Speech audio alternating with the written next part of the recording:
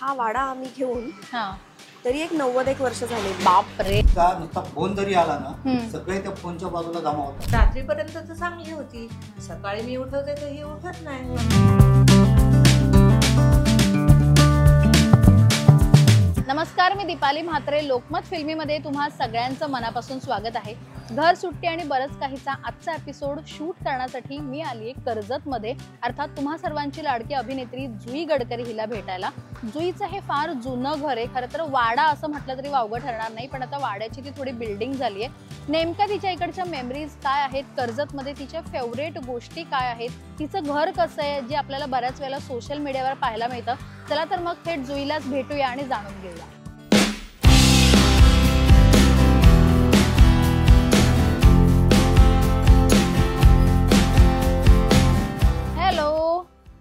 हाय, कशी आहेस? फायनली पोहोचले मी. Welcome home. Welcome home. Thank you. So इथे तुमची जुई लाडकी आज कर्जतमध्ये आलेली आहे आणि म्हणूनच आज आपण तिच्या कर्जतचं घर एक्सप्लोर करण्यासाठी इथे आलोय. बऱ्याच तिच्या आठवणी आहेत आणि मी तुम्हाला म्हटलं तसं की जुईने मला सांगितलेला वाडा आहे. आता या वाड्याची बिल्डिंग कशी झाली हे सगळं तिला विचारूया. स्वागत आहे जुई लोकमत फिल्मीमध्ये. सगळ्यात तुमचं स्वागत आहे माझ्या घरी. Yes, thank you. बरं, सुरुवात कुठून करायची जुई? कारण जसं मी म्हटलं तसं फार जुनं घर आहे तुझं हे. सो मला आधी जरा तुझा हा वाडा, ही बिल्डिंग, हे सगळंच एक्सप्लोर करायचं. तू सुरुवात कुठून करूया? सगळ्यात आधी सुरुवात आपण कोणापासून करतो तर देवापासून. Yes. तर तसंच आमच्या घरी सुद्धा एक आमचं छान असं देऊळ आहे जे वेलकम करायला आहेच आहे. तर सगळ्यात पहिले दर्शनानेच सुरुवात करूया. येस. आमच्या दत्त महाराजांची इथे स्थापना आम्ही केलेली आहे. इथे पादुका आहेत आणि ह्याची स्टोरी मी वर गेल्यावर तुम्हाला सांगेनच. ओके. ते छोटंसं देऊळ आहे ज्याच्या आधारावर आज आम्ही इथे उभे आहोत. वा. सो ते इथे आहे. आल्या आधी दर्शन घेऊनच आम्ही मग पुढे जातो. सो ते आहे. वाव. आणि आता बघूया वाड्याचं सगळं. येस. सो हा अराउंड एक हा वाडा आम्ही घेऊन तरी एक 90 वर्ष झाले. बापरे. सो ही जागा बेसिकली आजोबांनी घेतली, त्याला Okay. 90 वर्ष झाली असतील. आणि ही बिल्डिंग बांधूनच आम्हाला एक 30-33 वर्ष झाली. अच्छा. कारण आमची खूप मोठी जॉईंट फॅमिली आहे. आणि पूर्वी बैठं घर होतं इथे. तर ते बैठं घर मोडून 30-33 वर्षांपूर्वी ही बिल्डिंग बांधली. आणि त्यामध्ये आता आमची अख्खी फॅमिली राहते. काका, काकू, आत्या, आजी, सगळेजण आम्ही इथे असतो. आणि तशी आमची जॉईंट फॅमिली आहे. ओके. पण तू बैठक घर म्हणजे बैठक तुम्ही लहान असताना हे बिल्डिंग ऑलरेडी झालेली होती? म्हणजे आम्ही लहान असताना, मी 4-5 वर्षाची असताना मी बैठ्या घरातच होते. त्यानंतर ते आम्ही रिडेव्हलप केलं आणि कौलारू घर होतं आमचं छान. वा. आणि खूप मोठं अंगण होतं कारण घर असं आत होतं आणि अंगण खूप मोठं मिळायचं.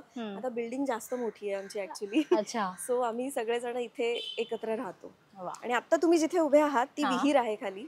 तर विहीर खूप मोठी होती. त्याला पण आम्ही म्हणजे वरण, आता खाली विहीर आहेच आहे, फक्त वरण कव्हर केलेलं आहे. आणि विहिरीचं पाणी जर का पालिकेचं नाही आलं तर आम्ही विहिरीचं पाणी पितो. आणि आमच्या या अख्ख्या बिल्डिंगचं कन्स्ट्रक्शन विहिरीच्या पाण्यावर झालेलं आहे. बापरे. तेव्हापासून जेव्हा जुनं घर म्हणजे वाडा होता तेव्हापासूनची विहीर आहे ही. So she has seen like our total life. आम्ही इथे खेळायचो या विहिरीवर बसून. विहिरीतली बेडूक मासे पकडण्यात आमची दुपार जायची. आणि तेव्हा आम्हाला ते मासे वाटायचे, बट ऍक्च्युली ते बेडूक मासे असायचे जे टेडपोल्स आपण म्हणतो. आम्ही काढायचो ते अशा बरणीत ठेवायचो आणि मग आम्हाला ओरडा पडल्यावर परत आम्ही ते विहिरीत सोडायचो. सो दुपारचा आमचा एक टाइमपास असायचा इथे. आणि मग अजूनही बहीण भाऊ आम्ही आलो की आम्ही इथे बसतो. आमच्या कर्जतच्या टिपिकल गोष्टी इथे बसून आम्ही करत असतो. वडापाव खाणे किंवा टवाळक्या करणे.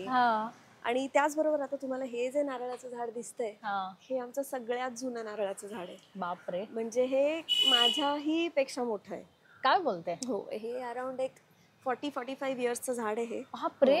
आमची मोठी ताई, म्हणजे आमच्याकडे ऍक्च्युली प्रत्येक बहीण भावाच्या नावाची एक झाड आहे, म्हणजे एक नारळाचं झाड. काही कारणास्तव आमची काही झाडं पूर्वी तोडावी लागली, म्हणजे मागच्या वर्षामध्ये. सो माझं आणि माझ्या भाऊ बहिणींचं झाड गेलंय. ताईचं झाड आहे सगळ्यात मोठं झालं. सो हे ते आहे. किती सुंदर आहे. थोडीफार आम्ही झाडं पण इथे लावलेली होती जे आता एवढं मेंटेनन्स होत नाहीये. कारण माझे म्हणजे बहीण भाऊ सगळेजण, half of them are married, अर्धे ऑफिस साठी बाहेर असतात. त्यामुळे आई बाबांना आता त्यांच्या वयोमानापरत्वे सगळं काही करता येत नाहीये. बट स्टील झाडं आहेत, फुलं झाडं आहेत. सो देवाला आमची झाडं मिळतात, फुलं इथनच असतात. आणि आता पावसाळ्याच्या आधी हे सगळं जे इतर उगवलेलं आहे हा. हे सगळं क्लिअर करावं लागणार आहे. जे Right. दरवर्षीची कामं असतात ना गावातली पावसाच्या typical, आधीची, पावसाच्या हा. आधीची हा. ही सगळी छोटी छोटी इतर झाडं जी उगवली आहेत हा. ही सगळी छाटावी लागणार आहेत. बापरे. सो हे सगळं क्लिअर करायचं बाकी आहे. मेंटेनन्सच्या गोष्टी आता सुरू होतील सगळ्या. राईट. पावसाच्या सगळं- आधीचं हा, सगळं आता सगळं तयारी होणार. हळूहळू सुरू आणि आता होईल. हे जसं इथे टगरीचं झाड आहे हा. तशी इथे पूर्वी खूप झाडं होती अच्छा. आणि त्या झाडांच्या खाली आम्ही दुपार तिपार बसून भातुकली चालायची आमची. बापरे. सो वी हॅव म्हणजे आम्ही सगळे बहीण भाऊ सतत झाडांमध्येच असायचो. हम्म. सो मला अजूनही सगळे म्हणतात की तुला खूप आवडतात ना झाडं पानं फुलं. म्हटलं हो, कारण लहानपण असं गेलेलं आहे. हा. सो त्याच्या खाली बसून आमची छोटीशी चूल खरी खरी लावायचो, खरा स्वयंपाक करायचो. हे अच्छा. सगळं आमचं दुपार तिपार चालायचं इथे. वा. पण ह्या जेव्हा वाडा होता तेव्हा ही मागची बाजू अशीच होती का हो, ही काही अशीच वेगळी होती. होती? आणि म्हणजे? वाडा असताना म्हणजे बिल्डिंग झाल्यानंतर जास्त छान झाली होती ही बाजू. ओके. आणि झाडं पण खूप म्हणजे 20-20 फुटाची तगरीची झाडं होती आमच्याकडे.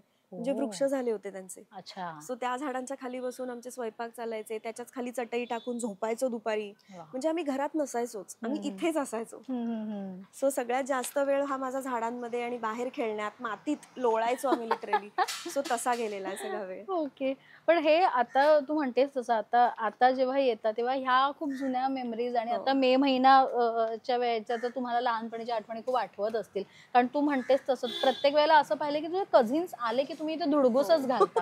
आजही म्हणजे आता तू लहानपणी 20-20 जण. बापरे. त्याच्यामुळे आम्हाला माझ्या फ्रेंड्स म्हणजे मला हे माहितच नाही की फ्रेंड्स बरोबर जाऊन मजा करणं किंवा बर्थडे पार्टीज फ्रेंड्स बरोबर करणं मला माहितच नाही. कारण सगळ्या गोष्टी कझिन्सच. आम्ही सगळे इतके असे घट्ट आणि सगळे सतत एकत्र असायचो. आणि आमच्यामध्ये ना एक वर्षाचं अंतर आहे.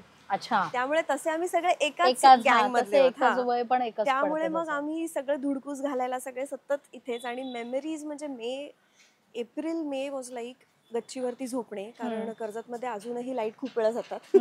आणि मग तेव्हा आम्ही गच्चीत झोपायचो. रात्र गच्चीमध्ये मजा करायची आणि जेवायला पण कधी कधी वरच. आणि आमच्याकडे सगळ्यांकडे असे ते 3 टिअरचे डबे असतात ना स्टीलचे कढीवाले, ते आजीनी दिलेले. मग त्याच्यामध्ये आजी आम्हाला काय ना काय जेवण भरून द्यायची. आम्ही सगळेजण मागे बसून झाडांमध्ये जेवायचो किंवा गच्चीत जाऊन जेवायचं. आणि सगळ्यांच्या टिफिन मध्ये सेम गोष्ट आजी सगळ्यांना द्यायची. किंवा मग एक मोठा थाळा घेऊन बसायची आजी इथेच. अच्छा. इथे पूर्वी असं नव्हतं, वेगळं होतं. किंवा विहिरीच्या धक्क्यावर बसायची आणि आम्ही असे एक 8-10 जण बसायचो आणि आम्हाला सगळ्यांना भरवायची. किती छान. हो, हे सगळं आम्ही इथे केलेलं आहे. वा. पण आता हा वाड्याची बिल्डिंग झाल्यानंतर हे किती फ्लोअरचं आहे साधारणतः जुई? 2 फ्लोअर. कारण तेव्हा कर्जतमध्ये परमिशन नव्हती आणि त्याच्यामध्ये फ्लॅट्स मात्र आमचे 15 आहेत. ओके. सगळे जण आम्ही एकत्र राहतो. मी म्हटलं ना, म्हणून म्हटलं की बंगलोमध्ये आम्ही मावलो नसतो. We have a huge family. So आम्ही सगळेजण मग इथे राहतो. आणि तेव्हापासूनचीच म्हणजे स्ट्रक्चर इज द सेम. तेव्हापासून तशीच आहे. आता जरा वर जाऊया आणि काका पण आहेत तिथे. जाऊया.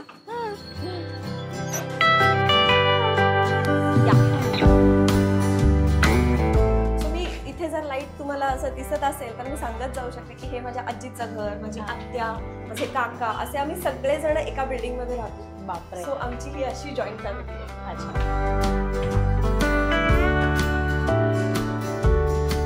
ह्या पायऱ्यांवर पण आम्ही दुपार तिपार इथे आमचा संसार इथे लागलेला असायचा. हो, असे घर म्हटलं की आपण हा खूप आणि वापरतो. येणार जाणार तसं कोणीच नाही. त्यामुळे आता इथे माझी मोठी काकू राहतात. अच्छा. इथे दुसरा काका राहतो. आलाच आहे काका. हॅलो.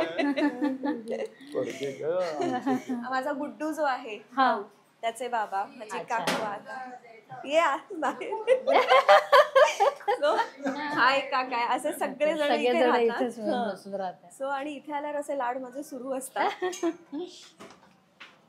हे छान आहे. म्हणजे प्रत्येकाचं एकतर स्वतःचं कुटुंब देखील आणि एकत्र राहणं देखील. त्याच्यामुळे की आम्ही सगळे परत एकत्रच असतो. अच्छा. आणि सगळ्यात बेस्ट पार्ट काय माहितीये इथला, मला ना स्वभाव कर्जतला आल्यावर वेड्यासारखी झोपच येते. मी इथे आल्यावर ना खूप रिलॅक्स होते. मी तिकडे एकटी राहत असताना आपण असे अलर्ट असतो, त्यामुळे मी रिलॅक्स होत नाही. आणि इथे आल्यावर मी काकाच्या घरी जाऊन झोपते, काकूच्या घरी जाऊन झोपते, आत्याकडे मी फक्त झोपत असते इथे आल्यावर. सो आता या आता माझ्या घरी. हॅलो. सो फायनली आता तुम्ही माझ्या घरात आलेले आहात कर्जतच्या. फार मस्त घर आहे जुई. आमचं घर खूप सिंपल आहे कारण हे पेट फ्रेंडली घर आहे. आमच्या घरामध्ये माणसं 2च राहत असली तरी प्राणी खूप जास्त आहेत आणि हे त्यांचं घर आहे. त्यामुळे आम्हाला आमचं अख्खं घर हे त्यांच्या अकॉर्डिंग डिझाईन करावं लागले की फार काही तुम्हाला इथे कापसाच्या किंवा असे सोफाज मिळणार नाहीत. इथे तुम्हाला त्यांच्या रेंज मध्ये असलेल्या गोष्टी किंवा फ्लावर पार्ट्स किंवा हे सगळं काहीही मिळणार नाही तुम्हाला, कारण आमच्याकडनं सगळ्या गोष्टी खाली फेकल्या जातात, फोडल्या जातात. आणि त्यांनी जर काही फोडलं ना तर बाबा त्यांना ओरडत नाहीत. मग मला ओरडा मिळतो सगळ्याचा की तू इथे हे का ठेवलंस, पण त्यांनी काय फोडलं तर त्यांना अजिबात ओरडायचं नसतं. आमच्या घरातला रूल आहे. त्यामुळे मग आम्ही त्यांच्या रेंज मधल्या गोष्टीच काढून टाकल्यात. आणि आता तुम्हाला दिसेल इथे सगळ्या एक एक जण 1 2 3 4 जण तरी आता सध्या इथे दिसत आहेत आम्हाला. गँग आहे आमची, गँग आहे. आणि एक ते घाबरताय का जुई? पकडलं. हा आमचा सोम्या आहे. वाव, माझं शोमू बाळ आहे. हे आमच्या घरातलं सगळ्यात धाकटं बाळ आहे. म्हणून ते बिचारा घाबरताय. छोट आहे ग ते, छोट आहे. तर फायनली जुईला इथे आल्यावर हे एक हायचं वाटत असेल, कारण जुईच्या ठाण्याच्या घरी पहिले हे सगळे जण असायचे. काय सांगू, किती एकटं वाटतं मला तिथे. एक्झॅक्टली. आणि म्हणजे लिटरली माझ्या ठाण्याच्या पॅसेज मध्ये एक असं कोलाज लावलाय, त्याच्यात बाळांचा फोटो आहे, सगळे बाळ आहे. सो मला इकडे आलं की हेच मेन असतं, ह्यांच्यासाठी मी मेन इथे येते. नाहीतर रोज मी व्हिडिओ कॉल करत असते आई बाबांना आणि व्हिडिओ कॉलवर बाळांशी बोलत असते. सो इथे आता आपण जरा काय काय एक्सप्लोर करायचं जुई? मला तर हीच सगळी बाळच सगळीकडे दिसत आहेत तुझी. आता इथे ह्या घरामध्ये आमच्या माझी रूम आहे, जिथे लहानपणापासूनच्या माझ्या भावल्या आहेत, माझी खेळणी आहेत. त्यानंतर समोरची म्युझिक रूम आहे, जिथे बाबांच्या आणि आमच्या सगळ्या म्युझिक रिहर्सल्स होतात, म्युझिक शोजच्या. इथे एक बेडरूम आहे. त्यानंतर किचन आहे. किचन मध्ये सुद्धा माझा लहानपणी पण खूप वेळ, म्हणजे मी जिथं बेसिक्स सगळ्या शिकले गोष्टी, सो त्या सगळ्या गोष्टी आहेत इथे.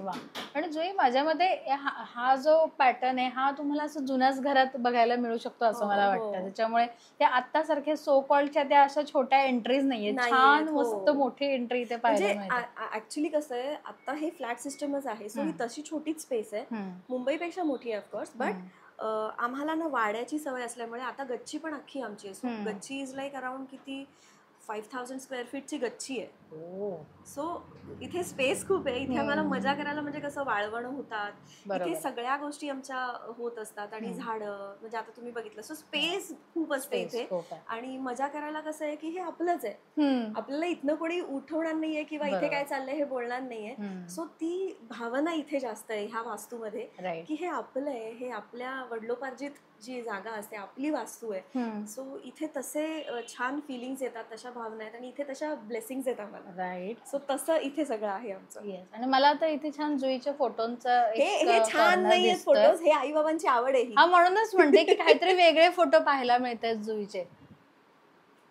हे जुई तू प्रॉपर, म्हणजे ह्यांनी मला हे असे ते आपण फोटो काढल्यानंतर त्याची डिजिटल प्रिंट घेतो तसे आहेत. आणि हा तू काढलेला आहेस का कुठे स्टुडिओ मध्ये वगैरे जाऊन? हे माझ्यातला एखादा फोटो शूट केलेली आहेत ना, ही सगळी फोटो शूटचेच फोटो आहेत. हे घरी सेल्फी आहे हा नॉर्मल. बट एकुलती मुलगी आणि ती घरात नसते, मग मुलगी ती आई बाबा मिस करतात तिला, त्यामुळे मग हे असं लावलेलं आहे की आमची मुलगी असते आमच्याबरोबर. ते आलेले आहेत, काका आलेले आहेत. इथे तुम्हाला कर्जतमध्ये एक टिपिकल लाईफस्टाईल पण बघायला मिळेल की सकाळी उठून बाबांचं खाली झाडांना पाणी घालणं, पंप ऑन करणं, सगळी साफसफाई करणं, झाडू वगैरे खाली जे काय असतं ते आपलं आवार, भलेही माणसं ठेवलेली आहेत तरी सुद्धा आपण एक झाडू घेऊन खाली साफ करणं, या सगळ्या गोष्टी ते करत असतात. आणि आता जरा कर्जतमध्ये एक फेरफटका मारून झाला की टिपिकल कसं एक रिलॅक्स्ड रिटायर्ड लाईफ असतं, तसे आता ते घरी आलेत आणि मग आता दिवसभर त्यांचा या बाळांबरोबर मजा करण्यात जातो. काका कसं वाटतं जुई आता बऱ्याच दिवसांनी, बऱ्याच महिन्यांनी खरं तर येते, कधीतरी फेऱ्या मारते इथे. आठवण किती येते जुईची आणि तिच्या बाळांना सांभाळण्यामध्येच तुमचा दिवस जातोय असं कळतंय. आठवणपेक्षा काय माहितीये, ह्यांना जास्त आठवण येते. आणि मजा अशी आहे का तिचा नुसता फोन जरी आला ना, सगळे त्या फोनच्या बाजूला जमा होतात. आम्ही स्पीकरवर टाकतो आणि त्या फोनच्या इकडे सगळेजण धावतात नुसते तिचं ऐकण्यासाठी. सो असे व्हिडिओ कॉल रोज चालू असतात. तो काका, एकतर तुम्ही म्हणालात तसं की जुईची बाळच तिची आठवण काढत असतात, पण तुमचं काय? म्हणजे आता जुई म्हणाली बघा ना, इथे फोटो खास त्यांनी ह्याच्यासाठी लावून ठेवले की त्यांची एक मुलगी आहे, त्यांना दाखवायचंय, म्हणजे तिथे घरी फार कमी येते. आम्हाला आठवण येते, पण शेवटी तिचंच एक फील्ड आहे. म्हणजे ती इथे कर्जतला तर राहू शकत नाही, बरोबर. पण आठवण तर भरपूर येते. म्हणजे ते असं वाटतं इथेच राहावं, ह्यांचं करावं, तिने आमच्या बरोबर राहावं. हम्म. ठीक आहे. पण तुम्ही ठाण्याला यायचा काय विचार आहे काकांना आणि काकींना बरेचदा ठाण्याला? मी त्यांना असं सांगते. इनफॅक्ट आज जी मी इथे आली आहे ती मी हा. इथे नसणार होते, मी ठाण्यालाच असणार होते. ओके. आम्ही सगळे गँगला घेऊन ठाण्यालाच येणार होते ते अच्छा. 7-8 दिवस राहायला. हा. पण मग ठाण्याचं अगेन घर जे आता रिनोव्हेट केलेलं आहे हम्म. ते पेट फ्रेंडली नाहीये तेवढं. आणि मग बाळ येऊन गेल्यावर माझ्या सोफ्याच्या चिंध्या निघाल्या असत्या. त्यामुळे मग म्हटलं की मीच येते इथे, नाही, आपण यांचं इथे राहू. शेवटी कसं आहे माहिती आहे, यांचं रुटीन तुटलं जातं. बरोबर आहे. यांचं रुटीन म्हणजे असं झालं इथे कर्जतला हम्म. पर्टिक्युलर टाइम झाला का त्यांना समोरच्या रूम मध्ये जायचंय, अच्छा. नंतर मग खायचं टाइम, झोपायचं टाइम हे फिक्स झालंय. हम्म. तिकडे गेल्यानंतर सगळं चेंज झालं असतं हा. आणि मग नंतर ती सवय आम्हाला भारी पडते. फॉर अच्छा. एक्झाम्पल आता ही जशी जाऊन बसली तिची जागा आहे ती. तिची जागा ओके. आहे ती. सो हे असं जाऊन बसतं आमचं माकड. आणि तिचं एकच म्हणणं शुभ्रा? असतं, माझा लाड का. काय? अच्छा. काय हे बघ, हे बघ. ओ हा, हो, ती सोनू. लगेच. ओ सोनू माझं बाळ, ओ गं माझं आणि पिल्लू. हे सगळं रुटीन मोडलं जातं मध्ये. अच्छा. लगेच तिने दाखवलंय की हे रुटीन आहे आमचं. सो अशा सगळ्या गोष्टी आहेत. आणि आता सध्या हीट खूप आहे यावर्षी, हम्म. तर हीटचा पण त्यांना त्रास झाला असता ट्रॅव्हलिंग मध्ये. हा. त्यामुळे मग आम्ही म्हटलं की नको त्यांचं ट्रॅव्हल, मीच येते इथे. अच्छा. ओके. बरं जुई, ही एक स्पेस खूप छान आहे, तर मला ह्या स्पेस विषयी पण जाणून घ्यायचं. आणि छान म्हणजे ते म्हणतात ना की एक वेगळा कॉर्नर तिथे पाहायला मिळतो. आम्हाला ना नेहमी इकडनं तुम्ही बघाल हा. तर इकडनं पूर्ण कर्जतच्या आमचे जे डावरे डॉक्टर आहेत तिथपर्यंत सगळं दिसतं. हम्म. सो इथे बसून, इथे तू बसलीस हा. तर पूर्ण छान नजर टहेळणी जाते. बुरुज हा. म्हणतो आम्ही. आणि त्यामुळे हे थोडं वरती पण घेतलंय आम्ही. आणि अच्छा. फ्रेंच विंडोज केल्यामुळे हे पूर्ण तिथपर्यंत Direct. टाइमपास असतो. सकाळ संध्याकाळ एकतर हम्म. रोड वाहता असतो. आणि इथे बसलं की इथे बोलतो ना, this is the cozy corner type. Yes, yes. So इथे बसून आम्ही असे छान चिल करत असतो. बहीणभाऊ आले की पण आम्ही ह्याच्यावर असतो. हा. आणि इथे पण बाळ बसतात, त्यांच्यासाठी हे ग्रीन टाकलंय. ओके. सो असं सगळं असतं. हम्म. आणि इथे माझ्या मते हे जे ठेवलेस तू, हे खास तुझ्या बाळांसाठी आहे का? बाळांचा हम्म. थांबा मी दाखवते. ह्याला ना कॅट फाउंटन म्हणतात, water Okay. Fountain. Okay. So basically जे फिलाईन्स असतात ना हम्म. कॅट्स, हा. त्यांना वाहतं पाणी प्यायला आवडतं. अच्छा, असं. हा, तर मग Okay. त्यामुळे ते ह्यातनं पाणी बरोबर पित असतात. तुम्हाला थोड्या वेळा डेमो दिसेलच. अच्छा. त्यामुळे तो फाउंटन सतत चालू असतो, ते त्यातनंच पाणी पितात. ओ. त्यांना असं ठेवलेलं पाण्यापेक्षा या फिलाईन कॅट्सच्या ब्रीडला हा. त्यांना असं वाहतं पाणी लागतं. सो तसं द्यावं. अच्छा. ओके. सो आता मस्त इथे मला जो एक वेगळा कॉर्नर आहे जिथे अर्थात तू म्हणतेस तसं तुझं देवाचं कुठे ना कुठे आम्हाला तुझ्या घरात ते दिसतंच. सो तो एक कॉर्नर खास त्यासाठी आहे का? ही साईबाबांची मूर्ती मला गिफ्ट आलेली आहे. अच्छा. हा, एका मी इव्हेंटला गेलेले होते. हम्म. तिथे एक मुलगी खूप वेळ उभी होती. ओके. छोटी मुलगी होती. हा. आणि बराच वेळ ती हातामध्ये एक रेड कलरच्या कापडामध्ये रॅप्ड काहीतरी घेऊन उभी होती. हम्म. आणि तेव्हा कसे बाउन्सर्स पाठवत नाहीत, हम्म. शक्यतो कोणाच्याही जवळ पाठवत नाही. बरोबर. तर मी म्हटलं की नाही तिला पाठवा, म्हटलं ती काहीतरी घेऊन उभी आहे. आणि मग तिने दिली, तर ती ही मूर्ती होती. आणि ती का दिली होती तिने, कारण पुढचं पाऊल मधली जी कल्याणी होती ना, हम्म. तिचे साईबाबांची भक्त होती ना, हो. त्यामुळे तिने ही मूर्ती दिली होती. मग मी इथे ठेवली होती. वा वा वा. आणि आपल्याकडे काय, आपल्या संत वगैरे हो, सगळे परंपरा. परंपरा आपल्याकडे ज्या आहेत, हम्म. ज्या बेसवरती आज आपण सगळे उभे आहोत, हम्म. तर म्हणून त्यांचं पण एक स्थान आहे इथे. वा. आणि एकूणच आमच्या घरामध्ये सगळे लेखक आहेत. आणि म्हणजे साहित्याचं खूप कल्चर आहे घरामध्ये. आणि संत साहित्य आपल्याकडे, संत वाङ्मय जे आहे हो. मराठी किंवा महाराष्ट्राला लाभलेलं एक खूप रिच कल्चर तिकडनं आलेलं आहे. हम्म. सो ते पण आहेत आमच्याकडे. वा. मस्त. आणि फॅन्सच्या अशा बऱ्याच गोष्टी आपल्याला सेलिब्रिटींच्या घरी Fan, हो. आवर्जून पाहायला मिळतात. आणि त्या आता त्यांचे बऱ्याचशा गोष्टी ठाण्याच्या घरी आहेत. अच्छा. कारण खूपच आहेत तिथे सध्या. तर म्हणजे एका पॉइंटला मला आता गिचमिड झाली आहे, हा. एवढ्या गोष्टी आहेत. पण प्रत्येकाची भावना असते, प्रेम Right. असतं. हम्म. काही ना काही स्केच करून देत असतात, काही गिफ्ट देत असतात. मग म्हणून मी ठेवते सगळ्या. वा. आणि मस्त. आता सगळ्यात महत्वाची गोष्ट तुम्हाला करायची आहे ती म्हणजे कर्जतला आलात आणि कर्जतचा वडापाव नाही खाल्ला असं कसं होईल. त्यामुळे कर्जतचा सट्टूचा खास वडापाव पण इथे आलेला आहे. वा. तर त्याच्यावर ताव मारूया. येस. आणि घमघमाट सुटलेला आहे मस्त सुटलेला त्या आहे. वड्याचा. सो आता आम्ही आधी आलोय तर पेटपूजा करून घेतो आणि पेटपूजेनंतर पुन्हा एकदा आपण भेटूया. येस.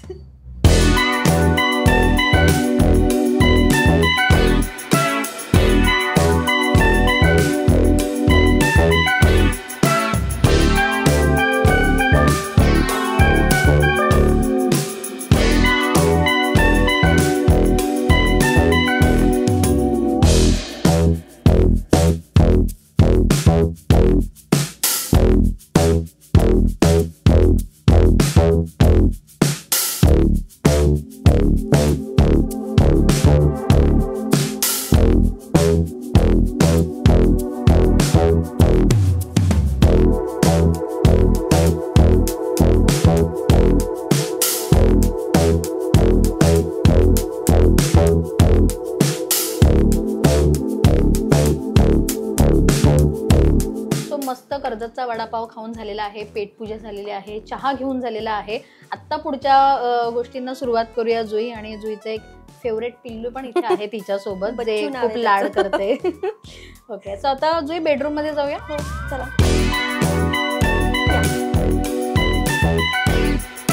वाव, ब्ल्यू थीम पाहायला मिळते जुईच्या या बेडरूम मध्ये. सूदिंग कलर आहे ना. हा, पण असं त्यामुळे काही असं- खास ब्ल्यू थीम करण्याचं असं काही कारण?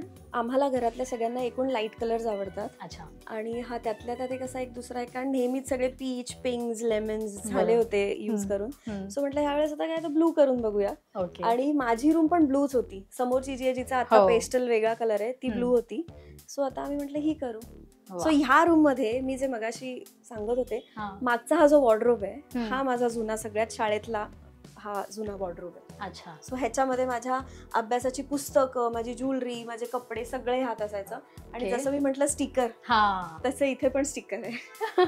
पण स्टिकर लावण्याचं तुझं ते फॅसिनेशन म्हणजे अगं मला हे बघ ही माऊ आहे. हा. मला ना स्टिकर्स म्हणजे कसं पूर्वी ना ती खूप ट्रेंड होता तो बरोबर. स्टिकरचा. आता हो. नाहीये, पण मग मी तेव्हा असे खूप लावलेले होते. पण ते तू त्यातनंच अजूनही हे आहे. काढलेलं नाही, नाही. तू तसंच ठेवलंय. तसंच ठेवलंय. सो हा तेव्हाच आहे. आणि माझी रूम तेव्हा ब्लू होती ना, सो दिस हम्म. Was this blue. सगळं ब्ल्यू हा. थीम नुसार. तिकडचं आहे हे. ओके. बच्चू जरा बिहेव करायला शिक कोणी आलं की. मस्ती करायची सतत. ओके. सो ही बेडरूम आहे. हा, आणि हा. इकडे पूर्वी वेगळा बेड होता. बेड चेंज झालाय, पण तेव्हाचा बेड ना त्याला माझं स्टडी टेबल होतं अटॅच्ड. अच्छा. सो एक स्टडी टेबल अटॅच्ड आणि सोफा कम बेड असा होता तेव्हा. ओके. आणि इथे अभ्यासाला बसायचे मी. जुईने कधी कंटाळून सांगितलं इथे अभ्यासाला बसायचे. कारण मला शाळेतला अभ्यास कधीच नाही आवडला अगं. आणि माझी रूम कसं, मी समोर मग कॉलेजला असताना माझ्या समोरच्या रूम मध्येच अभ्यासाला बसायचे. मग मी गोल्ड मेडलिस्ट झाले, म्हणजे मग टीवायला मी पहिली आले युनिव्हर्सिटीत. पण शाळेतला अभ्यास मला कधीच आवडला नाही. ओके. त्यामुळे ही आमची बेडरूम आहे. सो आता Okay. आई बाबा इथे असतात. ओके. म्हणून आई बाबा इथे हा, असतात म्हणून आईचे हा एक आईला खास- फिरायला पण खूप आवडतं. हा. आणि ती अशी आमची संतूर मम्मी आहे. त्यामुळे ती अशी फिरत असते, कॉलेज कन्या आमची. तर तिचे हे तिचे फ्रेंड्स आणि तिचे फोटोज आहे तिथे कोलाज. अच्छा. आणि आता सगळ्यात मेन गोष्ट ज्याला Yes. आपण म्हणतो की आपल्या कोणाच्या हृदयात जागा हवी असेल तर ती Yes. पोटातून जाते. हा. सो आपण किचन बघूया. किचन आत्ताच आम्ही काही वर्षांपूर्वी रिनोव्हेट केलंय. ओके. पण फार भक्केदार किंवा मॉड्युलर किचन वगैरे असं नाही मिळणार तुम्हाला, कारण आमच्याकडे साध्या गोष्टी जास्त आहेत. But this is our kitchen. Okay. आणि सिम्पल आहे. फक्त मला नेहमी व्हाईट कलर जास्त आवडतो. अच्छा. सो आम्ही काळा कडाप्पा किंवा काय आपण म्हणतो ग्रॅनाइट न यूज करता हा. आम्ही हा G5 यूज केला इथे. ओके. हा. आणि त्याच्यानुसार मग म्हटलं एकूण छान. आणि इथे देवघर आहे. हो. सो अशी साधी किचन आहे आमची. पण ते छान वाटते, म्हणजे ते ब्राईट तू म्हणतेस तसं लाईट आणि त्या शेड मधले घर, म्हणतो येलो आणि व्हाईट थीम खूप आणि छान बेसिकली दिसते. ना पटकन क्लीन करायला इझी जावं असं मला नेहमी वाटत असतं किचन वगैरे. सो टायलिंग किंवा ह्या सगळ्या गोष्टी कशा पटकन क्लीन होतात, म्हणून आम्ही तसं ठेवलंय. आणि सिम्पल आहे. स्वयंपाकाला मी इथनं शिकले. ह्याच ओट्याशी मी उभी असायचे सतत आईच्या बरोबर. आणि गोडी स्वयंपाक करायची इथनं लागली. मी आता तुला तेच विचारणार होते, कारण स्वयंपाकघर छान नीटनीटकं असलं की लोकांना असं वाटतं की कुठे हे लोक स्वयंपाक करत असतील आणि काय. पण जुईला स्वयंपाकाची आवड आहे आपल्याला आधीपासूनच माहिती आहे. पण जुई कशात जास्त रमते, म्हणजे कुठली डिश तुला बनवायला आवडते आणि आई बाबांना खाऊ घालायला आवडते, अशी कुठली डिश आहे? झालंय असं ना की मी बसते सॉरी. झालंय असं की माझे आई बाबा हे नॉनव्हेज खातात आणि मी आहे प्युअर व्हेजिटेरियन. त्यामुळे त्यांना प्युअर व्हेज मधल्या माझ्या सगळ्याच गोष्टी मी केलेल्या आवडतात. ओके. आणि त्यातही मी कांदा लसूण घालत नाही. मी जैन फूड खाते माझ्या घरी. ओके. त्यामुळे मग तसं फूड त्यांना मी केलेलं सगळंच आवडतं. सगळं खातात ते. पण त्यातही नॉर्मल भाज्या वगैरे सगळंच खातात. म्हणजे मी आता लिटरली पावभाजी वगैरे पण सगळ्याच गोष्टी जैन बनवते घरी. आणि सगळं आवडतं ते त्यांना. आणि बाबा एस्पेशली आवडीने खातात सगळं. हा. पण मग जर आई म्हणजे आता तुझ्या घरी जर आई बाबा आले तर तिथे तू त्यांना खाऊ घालतेस तुझ्या सगळ्याप्रमाणे. तू इथे आल्यावर आईकडनं काय डिमांड असते की आता मला तुझ्या हातचं हे भेंडीची भाजी, फोडणीचं वरण हे माझं स्टेपल आहे. वा. आणि इंद्रायणी भात. वा. हे माझं स्टेपल. मला तुम्ही सात्विक जेवण. तुम्ही मला कधीही झोपेतनं उठवा, कुठूनही मी आले आणि तुम्ही मला भेंडीची भाजी दिलीत ना, मी बघ मोस्टली लोकांना भेंडी खूप आवडते. काही लोकांचं म्हणणं असतं की ती खूपच चिकट होते वगैरे, तर असं नाही. तुम्ही नीट केली तर ती छान होते भाजी. आणि भेंडीची कुठलीही व्हरायटी मला द्या, ताकातली भेंडी सोडून. बाकी मला सगळं म्हणजे हे फोडणीचं वरण, भेंडीची भाजी, मस्त भाकरी आणि इंद्रायणी भात, वा. हे असं माझं जेवण असतं इथे आल्यावर. आणि बाकी तर काय घरातलं सगळंच आई जे करते ते मला सगळं आवडतं, कारण मी रोज काय तिच्या हातचं खाता येत नाही. त्यामुळे इथे आल्यावर मला हे कर ना, ते कर ना, असं मी सगळं करत असते. गोड पदार्थ असा काही खायला आवडतो का? मला गोड आवडतच नाही, पण त्यातल्या त्यातही गोड मी तिला लास्ट टाइम सांगितलेलं की गोडाचा शिरा बनव माझ्यासाठी. अच्छा. अदरवाईज मला गोड मी फार खात नाही, पण आता आंबे आहेत खूप, सो मे बी आज आमरस करायला सांगेन. कारण नाहीतर मी गोड नाही खात फार. ओके, बरं. चला आता आपण पुढच्या काही गोष्टींकडे वळूया, कारण किचन मधल्या बऱ्याच गोष्टी. बट किचन मध्ये तू म्हणालीस तसं की नॉर्मल सगळं ठेवलेलं आहे, किंवा असं फार फॅन्सी अशा याच्यात नाही, की खूप म्हणजे मॉड्युलर किचन मी म्हणते ना, हल्ली एवढं सगळं त्यात लावून घेता, वापरायलाही वेळ मिळत नाही. बरोबर आहे. आणि तुम्ही किती मग स्वयंपाक करता म्हणजे.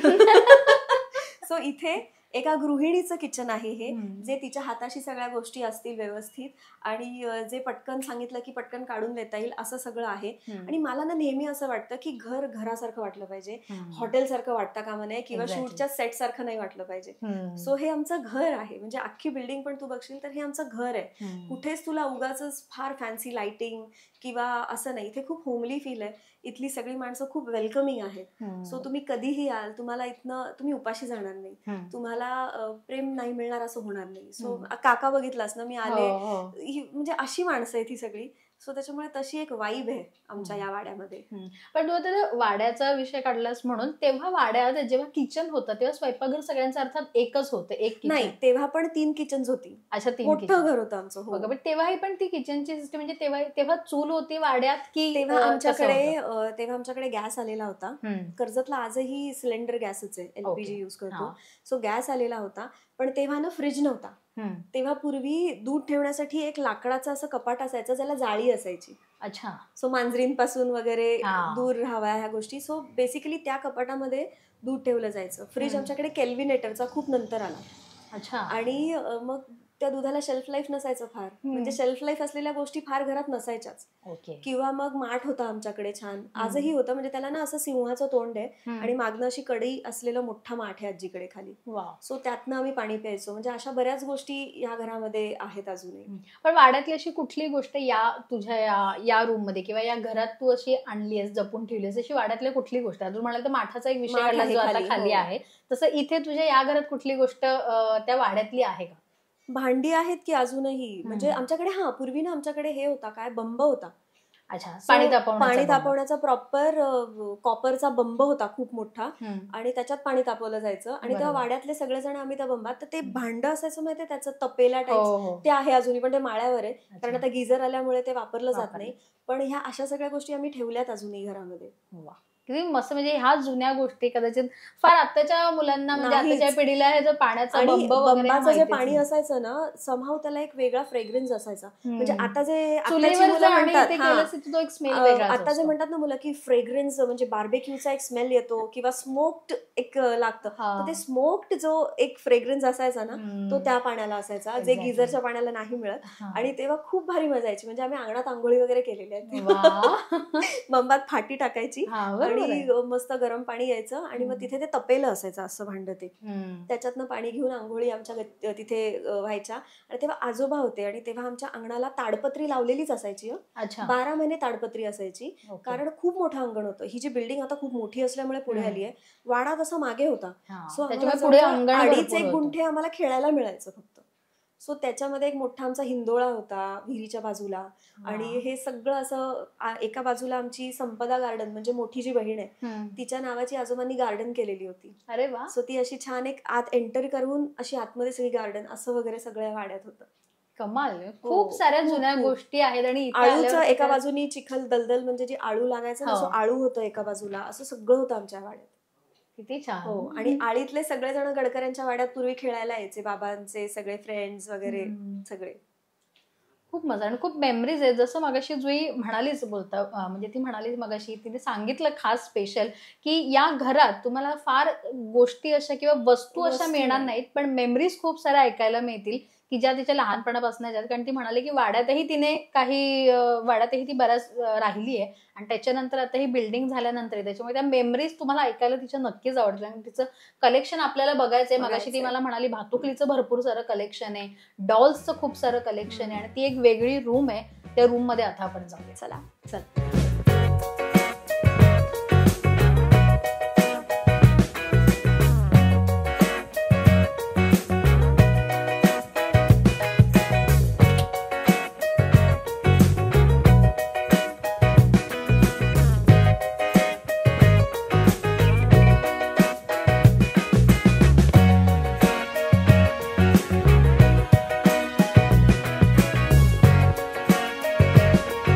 आता एक बेडरूम आणि किचन आपलं या घरातलं तर झालेलं आहे. आता आपण जुई जसं म्हणाली होती की आता एक समोरची रूम आहे जी तिची खूप खास आहे, स्पेशल आहे आणि तिथे खूप साऱ्या मेमरीज आहेत. तो आता तिथे जाऊया. आणि मेन म्हणजे माझ्या बाळांची पण रूम आहे तिथे. अरे वा, म्युझिक रूम आहे त्याच्यामुळे ती बघूया. येस, चलो चलो.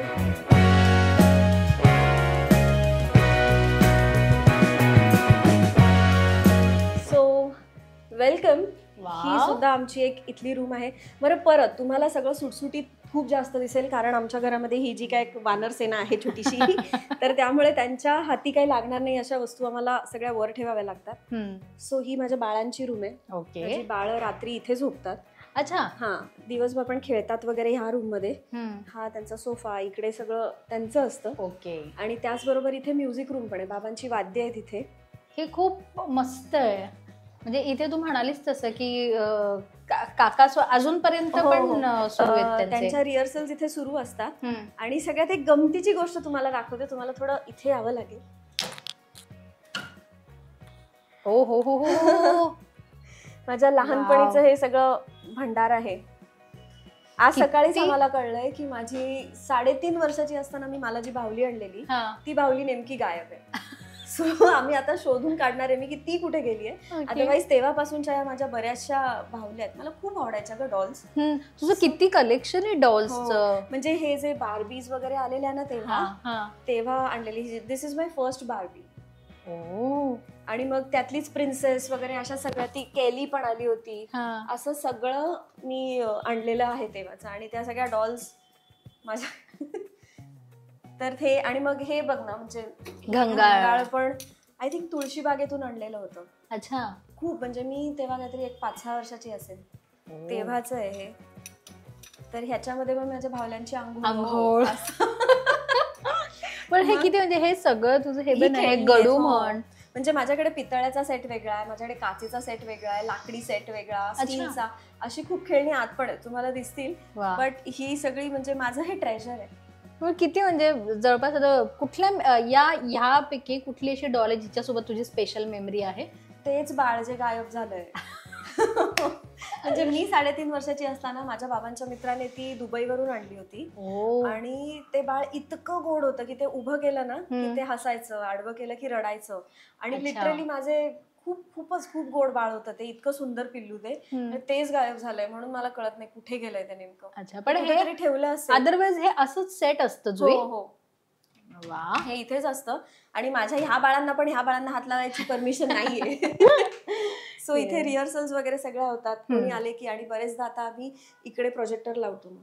अच्छा. मग इकडे आम्ही जर वरती पाऊस असेल किंवा खूप आवाज बाहेरचे असतील, मग आम्ही सगळेजण इथे काळोख करतो आणि इथे प्रोजेक्टर डायरेक्ट भिंतीवरती लावतो कधी कधी. किंवा आमच्याकडे स्क्रीन आहे, तो इथे लावून आम्ही फिल्म्स बघतो सगळे बहीण भावंड बसून. सो ही तशी आमची एक मजा करायची रूम किंवा एक मल्टीपर्पज रूम तशी आहे. आणि मग आता मेन रूम, आता माझी रूम आहे. हे माझं बाथरूम. ह्याच्यामध्ये माझा छोटासा आतमध्ये बाथटब पण आहे. पण ही तेव्हाची मेमरी ना, हे तेव्हाचे कार्टून कॅरेक्टर्स आहेत. सो हे अशी स्टिकर्स पूर्वी लावण्याची एक खूप तसंच आहे अजून. तसंच आहे हे अजूनही. म्हणजे मी आय थिंक काहीतरी मी स्कूलमध्ये होते तेव्हाच हे स्टिकर, हे अजूनही असंच आहे. सो तिकडचा वॉर्डरोब तुम्ही जसा बघितला त्यावरती सुद्धा लहानपणीचं जे स्टिकर लावलेलं आहे ते तसंच आहे. तसंच हेही तसंच आहे अजून. आणि नाव welcome to my bedroom. Yes. So ही माझी रूम आहे. लहानपणापासून इथे माझ्या खूप जास्त मेमरीज होत्या. ही पूर्वी वेगळी होती. कलर इथला ब्लूइश होता. आणि तेव्हा ते जे ट्रेंड आला होता ना, हा. आपण स्टिकर्स लावायचो सगळी सिलिंगला, स्टार्स हो, आणि हो, प्लॅनेट्स. हो, हो. सो तशी रूम होती ही. पण हा. आता झाली 20-22 वर्ष झाली, म्हणजे तशीच होती 20-22 वर्ष. अच्छा. आत्ता अगदी आम्ही 2-4 वर्षांपूर्वी ह्याचा रंग वेगळा दिला ओके. आणि ती स्टिकर्स वगैरे सगळी काढली, कारण ही खराब झाली होती. हम्म. अदरवाईज बघ, इथे पण अजून माझं हे कलेक्शन आहे हो. डॉल्सचं. आणि हे एक माकड आहे आमचं. तो एवढा जोरात जो काही पळून आला. हो. आणि इथल्या बरं, इथे माझं ते बाळ मिसिंगच आहे. हा. पण ह्या बाहुलीची एक स्टोरी आहे. गुबगुबीत येते, किती छान. हिची स्टोरी अशी आहे की दिस इज माय फर्स्ट कॉस्टलीएस्ट डॉल. अच्छा. तो तेव्हा ही 850 रुपयाची बाहुली होती. आता Okay. 850 मुलं अशी हो. इकडे तिकडे जाऊन खाऊ खातात. बट खूप माझ्यासाठी प्राइस्ड पोझिशन आहे, कारण मला तेव्हा आई म्हणाली की तुला नाही घेऊन देणार मी ही, तू जेव्हा अर्न करशील तेव्हा घे. आणि मला Okay. तिने, म्हणजे मला ह्या सगळ्या ज्या डॉल्स मिळाल्यात ना, या आज पण मी नीट त्या कारणासाठीच ठेवल्यात, कारण मला त्याची किंमत आहे खूप. कारण माझ्या पेरेंट्सनी मेहनत करून अर्न केलेलं आहे आणि मला ते घेऊन दिलेले आहेत. त्याच्यामुळे मी खूप जपून ठेवते माझ्या सगळ्या डॉल्स आणि सगळे toys. So this was the one जी मी पहिली स्वतः कमावून घेतलेली आहे. ओके. बरं, मी दुसरीत असल्यापासून गाण्याचे कार्यक्रम करायचे, तर मला बाबा पेमेंट द्यायचे. तेव्हा काय 200-500 जे काय मला देतील तसं द्यायचे. आणि तसं मी पेमेंट माझं साठवून, किंवा बऱ्याच कार्यक्रमांमध्ये खुश होऊन काही लोक अजून आपल्याला एक्स्ट्रा देतात ना, तसे साठवून मी ही माझी पहिली बाहुली घेतलेली. म्हणजे तेव्हा लहानपणीच तू. हो, मी 6वीत असताना आय थिंक स्वतःचे पैसे साठवून, आणि म्हणजे कमवलेले पैसे, त्यातली ही माझी पहिली बाहुली आहे. त्यामुळे हिची एक वेगळी मेमरी आहे. वाव, किती आणि गोड. आम्हा सगळ्या बहीण भावंडांकडे अशा बाहुल्या आहेत सेम. अच्छा, सेम. हा, म्हणजे तुला आता इथे जेवढ्या डॉल्स दिसतील ना, या सगळ्या डॉल्स मधल्या सगळ्या भावंडांकडे आहे. कॉपी पेस्ट आमच्याकडे सगळ्यांकडे. आणि प्रत्येकीची नावं आहेत आमच्याकडे. आता एक आहे ठकी आहे, फेपटी आहे. ही ठकी आहे. ओके. त्याचं नाव बाबा डॉली आहे. अच्छा. मग एक फेपटी आहे, ती आत कुठेतरी असेल. अशा खूप आहेत, म्हणजे अशा प्रत्येकीची नाव आहेत. फेपटी नाव ठेवणं मागचं हे काय? फेपटी दाखवते तुम्हाला प्लीज. फेपटी हे नाव कसं, म्हणजे बाहुल्यांना छान गोड नावं ठेवते, तू फेपटी असं का नाव ठेवलंय तिला? ही फेपटी नाहीये का? तिचं नाक शोधावं लागतं, त्यामुळे ही आमची फेपटी आहे. बापरे. अशी वेगवेगळ्या डॉल्सची नाव आहेत माझ्याकडे. आणि इथे पण हे बघे सॉफ्ट टॉईज आहे, असे काही अजून ठेवलेले आहेत इथे. मंकीज आहेत, किंवा म्हणजे आता फार असं उलट कमी असतं की तेव्हाचे आपले लहानपणीचे टॉईज एवढे कोणी जपून ठेवतं. म्हणजे आता मला मळले काही झाले की लोक अक्षरशः फेकून देतात काही वर्षांनी, की झालं त्याच्यातलं. आई बाबा सुद्धा मी नसताना माझे टॉईज मेंटेन करतात. धूळ क्लिअर करणं किंवा त्यांचे कपडे धुणं. बरं, आता ती नेमकं ते बाळ नाहीये ग, त्या बाळाचा स्वेटर आईने शिवलेला आहे. अच्छा. हा, त्याचे कपडे आईने शिवलेले आहेत लोकरीचे. तर ते कपडे आई काढून ते धुते, सगळं त्या बाळांचं होत असतं व्यवस्थित. तसेच ह्यांचे कपडे काढून धुतले जातात. आणि असं आमच्या ह्या बाळांसारखंच त्या बाळांनाही मेंटेन करतात आई बाबा. किती छान. आणि इकडे माझा आता 3रा-4था संसार, जे काय मी खाली जे म्हटलं ना की आम्ही चूल लावायचो, ती ही चूल आहे. वाव. ही रिअल चूल आहे. ह्याच्यावर प्रॉपर ही मातीची चूल आहे. अच्छा. सो ह्याच्यामध्ये आम्ही सगळे ते छोट्या काड्या वगैरे टाकायचो, पाला पाचोळा आम्ही ठेवायचो आणि प्रॉपर पेटायची ही चूल. म्हणजे तुम्हाला हे ब्लॅक जे झालेलं दिसतंय ना, this is all real. Okay. आणि मग ह्याच्यावर कोणी आणून दिलेली एवढी? माझी आजी वगैरे पण जिथे गावात वगैरे जायची ना, जत्रेला अगं ही खेळणी आजही गावांमध्ये येतात विकायला. अच्छा. द थिंग इज, आता कोणी अशी खेळणी खरेदीच करत नाही, पण माझ्यासाठी दिस इज माय ऑल ट्रेजर. खूप प्राइज्ड पोझिशन आहे हे माझं. आणि मी हे लाईफ टाइम ठेवणार सगळं, कारण ह्या अशा गोष्टी बघ हाताला लागतंय अजून. हे मी सगळं खूप जपलेलं आहे. आणि अजून एक चूल होती माझ्याकडे, तिला मी पेंट पण केलेलं, ती आय थिंक कुठे माहित नाही, पण ही मेन की जी ह्याच्यावर आम्ही स्वयंपाक करायचो. किती छान आहे. सो ही चूल आहे आमची. म्हणून मला असं वाटलं की आपण छोटी एखादी चूल बनवतो किंवा आपले 4 विटा आणि हे जमवून आपण लाकूड वगैरे टाकून ते करायचोच, बट ही मेन होती. ह्याच्यावर ना माझी भांडी, तुला मी भांडी पण दाखवते, ती करेक्ट राहायची ह्या चुलीवर. वाव. सो जशी पकड हे, एक मिनिट तुला दाखवते मी. तिचं भांड्यांचं कलेक्शन, म्हणजे भातुकलीचं खरं कलेक्शन इथे पाहायला मिळत आहे. आमच्याकडे हा छोटासा कुकर पण आहे, जो असा प्रॉपर उघडला जातो. See this. आणि तू लहानपणी सगळं ह्याच्यात या तुझ्या मला स्वयंपाकाची आवड म्हणूनच आहे.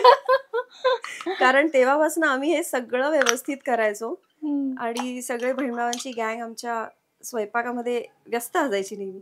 सो हे ह्याच्यावर आम्ही असं व्यवस्थित राहायचं. हा वाव, किती भारी आहे हे. ही चूलच मुळात इतकी सुंदर आहे ना, त्याच्यामुळे आमच्याकडे चूल, आमच्याकडे इडली पात्र, सिरियस इडली पात्र. किती छोटे छोटे खाचे आहेत त्याला. म्हणजे ह्या तुला सांगू, खेळणी खेळायचो ना दिवस दिवस आमचे अख्खे हे संसार भातुकली लागलेली असायची. मी म्हटलं ना त्या कॉर्नर मध्ये झाडाखाली, आणि कोणीही न्यायचं नाही ती भांडी कुठून. सो हे आमचं असं रेडी असायचं सगळं. आम्ही खेळायला जाऊन बसायचो आणि हे दिवस दिवस आम्ही खेळणी खेळायचो भातुकली. म्हणजे आता मला असं बघून ना खूप वाईट वाटतं की मुलं फक्त आयपॅड किंवा फोन घेऊन बसलेले असतात आणि ते खेळतच नाही. But this was something like real childhood. तर हे आम्ही सगळ्यांनी खूप एन्जॉय केलं. आणि ह्याच मेमरीज आहेत म्हणून असं एवढं सांगताना तू एवढी इमोशनल होताना दिसते, कारण ह्या मेमरीज आहेत सगळ्या. हा कळशा. तर हे किती वर्ष जुनं आहे हे. म्हणजे हे पण एक 30 वर्ष जुनं तर आरामात 30 वर्ष झालेली आहे त्या खेळण्यांना. तरी त्याच्यात काहीच म्हणजे मला फुटलेलं नाही वाटत आहे. एवढी छान, आणि मी जपलं पण होतं. आणि हे रिअल, म्हणजे ह्याच्यात सगळ्यात पाणी पिणी भरून आम्ही ठेवायचो. अंडा कळशी हे सगळं. आणि बरं तू बाहेर बघितलंस ते पितळ्याचं होतं, हा स्टीलचा एक सेट. सो असे माझ्याकडे लाकडी, पितळी, असं वेगवेगळे सेट्स असे खूप भातुकली. आणि म्हणजे जिथे जायचं, जे कोणी माझ्यासाठी गिफ्ट आणायचं, सो तुझ्यासाठी भातुकली, अशा माझ्याकडे सगळ्यांनी आणलेले सेट्स आहेत. वा. आणि तिथे तुम्ही जर वरती बघाल तर तिथे मला तो स्टोव्ह पण दिसतोय. एक्झॅक्टली एक स्टोव्ह. किती छान आहे. ह्याच्यावरती पण मग आम्ही, हा चालायचं नाही पण मग आम्ही असं ठेवायचो, आज स्टोव्ह वरती भात करते. बरं. आणि ही नाही, ही आम्ही असं ते प्रॉपर करायचो, सगळं करायचो. बट खूप मजा यायची म्हणजे हे सगळं खेळायला. आणि तुम्ही एकदा इकडे जरा बघितलं, एक नजर टाकली तर आपल्याला विळीपासून ती सगळी भांडी तुम्हाला पाहायला मिळते. म्हणजे छोटे चमचे. आणि हा पूर्वी आहे ना हे असे तेलाचे डबे असायचे. राईट. हो. सो हा तेलाचा डबा माझा. आणि मला नवल असं वाटतं की तेव्हाची क्वालिटी बघ ना, अजूनही छान टिकलेले, तशाच्या तशा या कड्या आहेत. किती छान आहे. कलेक्शन खूप मस्त आहे. आणि तुम्हाला मी मुद्दाम एक अशी गोष्ट, तुम्हाला कदाचित बोर होईल पण सिरियस नाही, हे भाताळ आहे. ह्या गोष्टी आपण जुन्या घरांमध्ये आजही बघतो. तर हे भाताळ तेव्हा मी आणलेलं होतं. आणि ह्यातल्या या प्लेट्स, स्टीलच्या छोट्या छोट्या प्लेट्स, हे सगळं खूप क्यूट. हो, हे सगळं मी अजून ठेवलेलं आहे जपून. किती छान आहे. आताच्या मुलांना हे कळणारही नाही काय हे भाताळ, हे काय हे माहीतच नसतं. त्यामुळे ह्या सगळ्या गोष्टी आम्ही ठेवलेल्या आहेत व्यवस्थित. थांबते. किसण्या ह्याच्यावर अजूनही खूप छोट्या छोट्या गोष्टी. आता माझ्या घरामध्ये ह्याच्यात अजूनही किसलं जातं. आलं वगैरे किसायला हे छोट्या छान आहेत. तेच म्हटलं. पण ह्या तेव्हापासूनच्या सगळ्या ठेवलेल्या गोष्टी आहेत. कुठेही त्याला वाटतं, तू बघ म्हणजे कुठल्याही जे बघितलेलं गंज नाही लागलेला आहे, काहीच नाहीये, जशाच्या तशा आहेत त्या. आणि आता खूप महत्वाची गोष्ट, पूर्वी आपल्या सगळ्यांकडे हे असं एक कपाट असायचं. आणि हे पण मी कर्जतच्या जत्रेतनं आणलेलं आहे. अच्छा. आणि या कपाटात सगळे खण मस्त आहेत, जसे असतात तसे. आणि ह्या सगळ्या बार्बीच्या गोष्टी मी ह्याच्यात ठेवलेल्या आहेत. सो दिस इज बार्बीचा ब्रश. बार्बीच्या कपड्यांचे हे छोटे छोटे हँगर्स आहेत माझ्याकडे. आणि हा पण एक ब्रशच आहे बार्बीचा, अगेन, जो पूर्वी बार्बीच्या सेट बरोबर हे सगळं मिळायचं. हे बार्बीचं गिटार आहे. अच्छा. ही बार्बीची एक छोटीशी पर्स आहे. ही जो मस्त सगळ्यात गोष्ट आहे, ही बार्बीची सॅक आहे. पकड, तुला या सॅक मधल्या गमतीच्या गोष्टी दाखवते. या सॅक मध्ये बार्बीची ही पुस्तकं पण आहे. दिस इज द स्लेट. वाव. हे सगळे पेन्सिल्स, अशा ह्या सगळ्या गोष्टी माझ्याकडे अशा ठेवलेल्या आहेत. आणि दिस इज द लंच बॉक्स. बापरे, खूप सुंदर. सो ह्या अशा सगळ्या माझ्या मेमरीज आहेत इथे, आणि खूप मेमरीज आहेत. आणि हे मी सगळं जपून ह्या कपाटात ठेवलेलं आहे. वा. हे आतमध्ये सिरियस. दिस इज तिजोरी मधनं वॉटर बॉटल. छान आहे. पण ती पण किती छान आहे. किती छान आहे. मी तेच म्हणते ना, ही अशी टॉयज हल्ली नाहीयेत.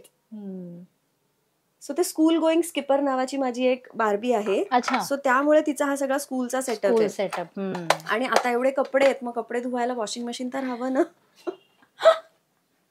So, आमच्याकडे वॉशिंग मशीन पण आहे. आणि ती प्रॉपर पूर्वीची डबल ट्रे वाला जे पूर्वी असायचं. बरं, आणि हे बघ आतमधलं पण सगळं व्यवस्थित. ड्रायरची वरची जाळी असायची, ही सगळी 3 बटन्स आणि हा बाजूचा पाईप, हे असं आमच्याकडे. कसलं भारी आहे. हो, हे असं सगळं मी खूप आणि व्यवस्थित ठेवलेलं आहे. हे पण कर्जतची जत्रा. वा. सो माझ्या हे म्हणजे जरी तू कुठून आणलं असेल तरी ते जपून ठेवणं आजपर्यंत तितकंच हे खूप जास्त इम्पॉर्टंट आहे. माझ्या मते ते जसंच्या तसं कलेक्शन आहे. मला ना म्हणजे सवयच नाहीये. आता तुम्हाला मी बघितलं इथे कुठल्या खणा ते माहित नाही. आपल्याला जॉमेट्री बॉक्स असायचा शाळेत, तर तो जो मला 5वीत आणलेला तो आजही तसाच्या तसा विथ बॉक्स माझ्याकडे आहे. मी जपलाय तो, एकही स्क्रॅच नाहीये. तेव्हा कॅमलिनचा मिळायचा.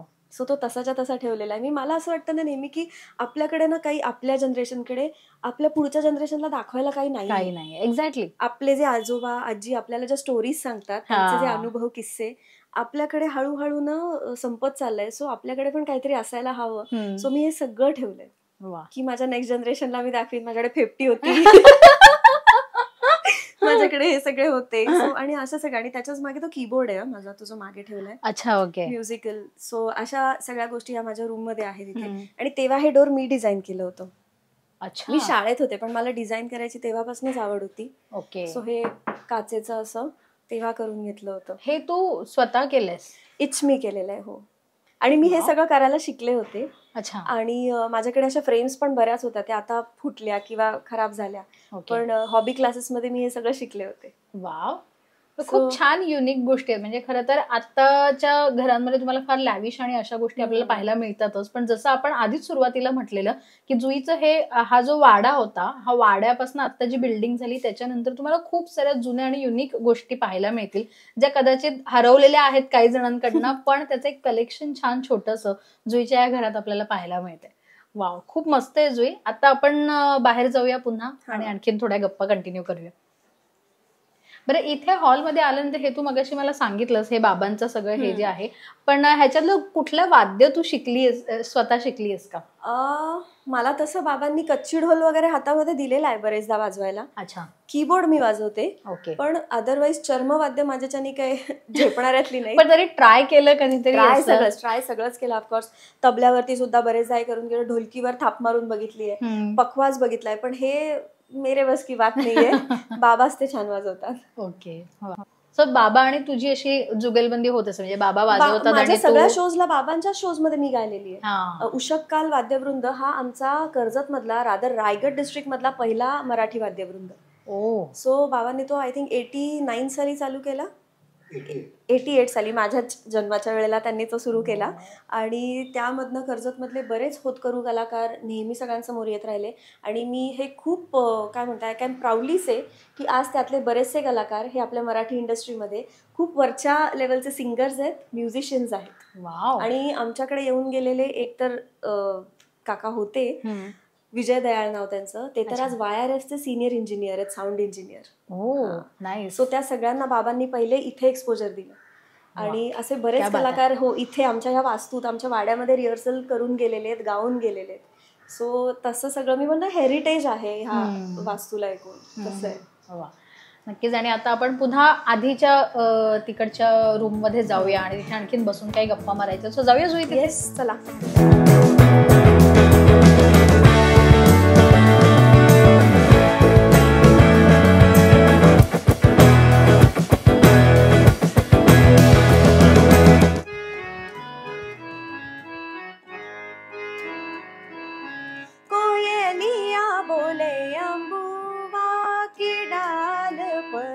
ऋतु बसंत की देत संदेशवा, ऋतु बसंत की देत संदेशवा, कोयलिया बोले अम्बुवा की डाल पर, कोयलिया बोले अम्बुवा की डाल पर. आता मस्त आमची जुईच्या घराची सफर झालेली आहे. हे घर जिथे आता आम्ही बसलोय ती एक खोली झाली, ह्या घरातल्या सगळ्या खोल्या करून झाल्या आणि समोरची जुईची एक स्पेशल रूम ह्याची देखील सफर करून झाली आणि आता आम्ही निवांत बसलोय कारण आम्हाला गप्पा मारायच्या आहेत भरपूर.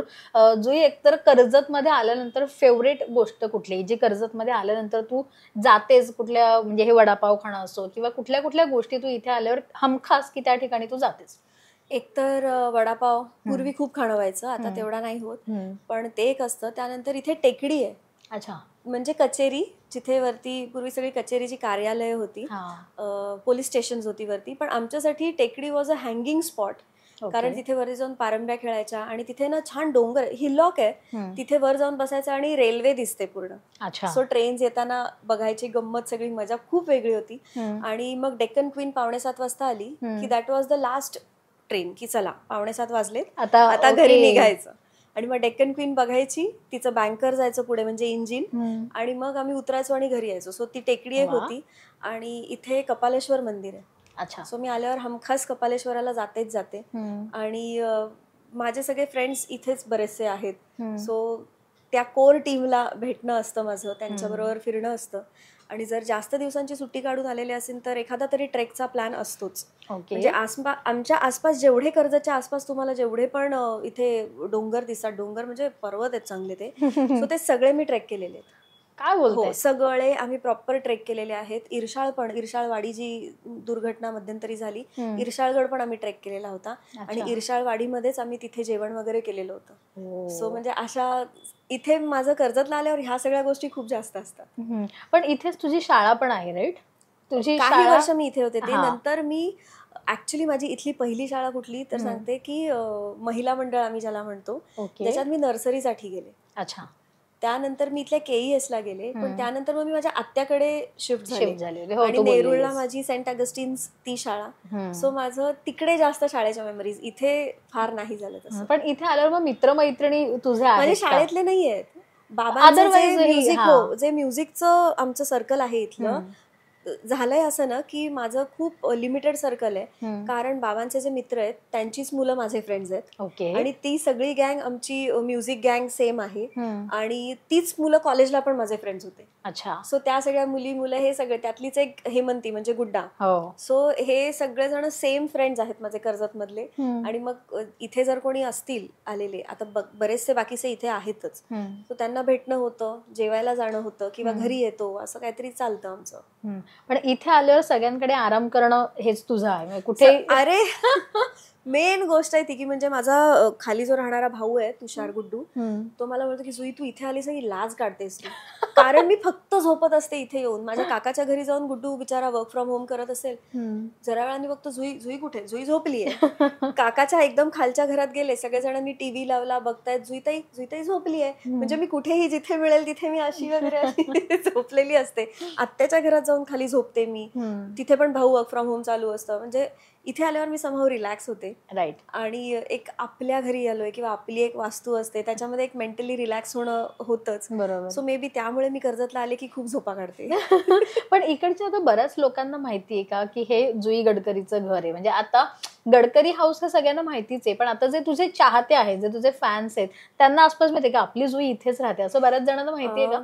बरेचसे जे जुने इथले लोक आहेत ना, त्या सगळ्यांना माहितीये की मी इथे राहते. कारण मी जन्माला येण्याच्या आधीपासून गडकरी इथे खूप फेमस आहे. त्यामुळे सगळ्यांना माहितीये की गडकरी इथे राहतात. पण आता जी नवीन मंडळी आलेली आहेत त्यांना पण हळूहळू कळायला लागलंय की सायली इथे राहते, सायली इथे राहते. सो ते कॅरेक्टरनी जास्त ओळखतात. आणि आता हळूहळू बऱ्याच जणांना कळायला लागलंय की मी इथे राहते. पण मी राहते म्हणजे त्यांना असं वाटतं की मी इथे राहते. अच्छा. तर त्यांचं असं म्हणणं असतं की मग तू रोज कर्जत ते मुंबई कशी काय शूटिंगला जातेस? तर ते तसं नाहीये, मी इथे रोज नसते. इथे माझी फॅमिली असते, मी मुंबईलाच असते. ओके. आता फॅमिलीचा विषय निघालाय आणि आज जुईचे आई बाबा देखील आहेत आपल्यासोबत. सो आणि त्यांच्याशीही बऱ्याच गप्पा मारायच्या आहेत, कारण काका आणि काकी माझ्याशी बऱ्याच गप्पा मारतायत. सो त्यांनाही काही गोष्टी विचारायच्या आहेत. जरा काका काकींना इन्व्हाइट करूया.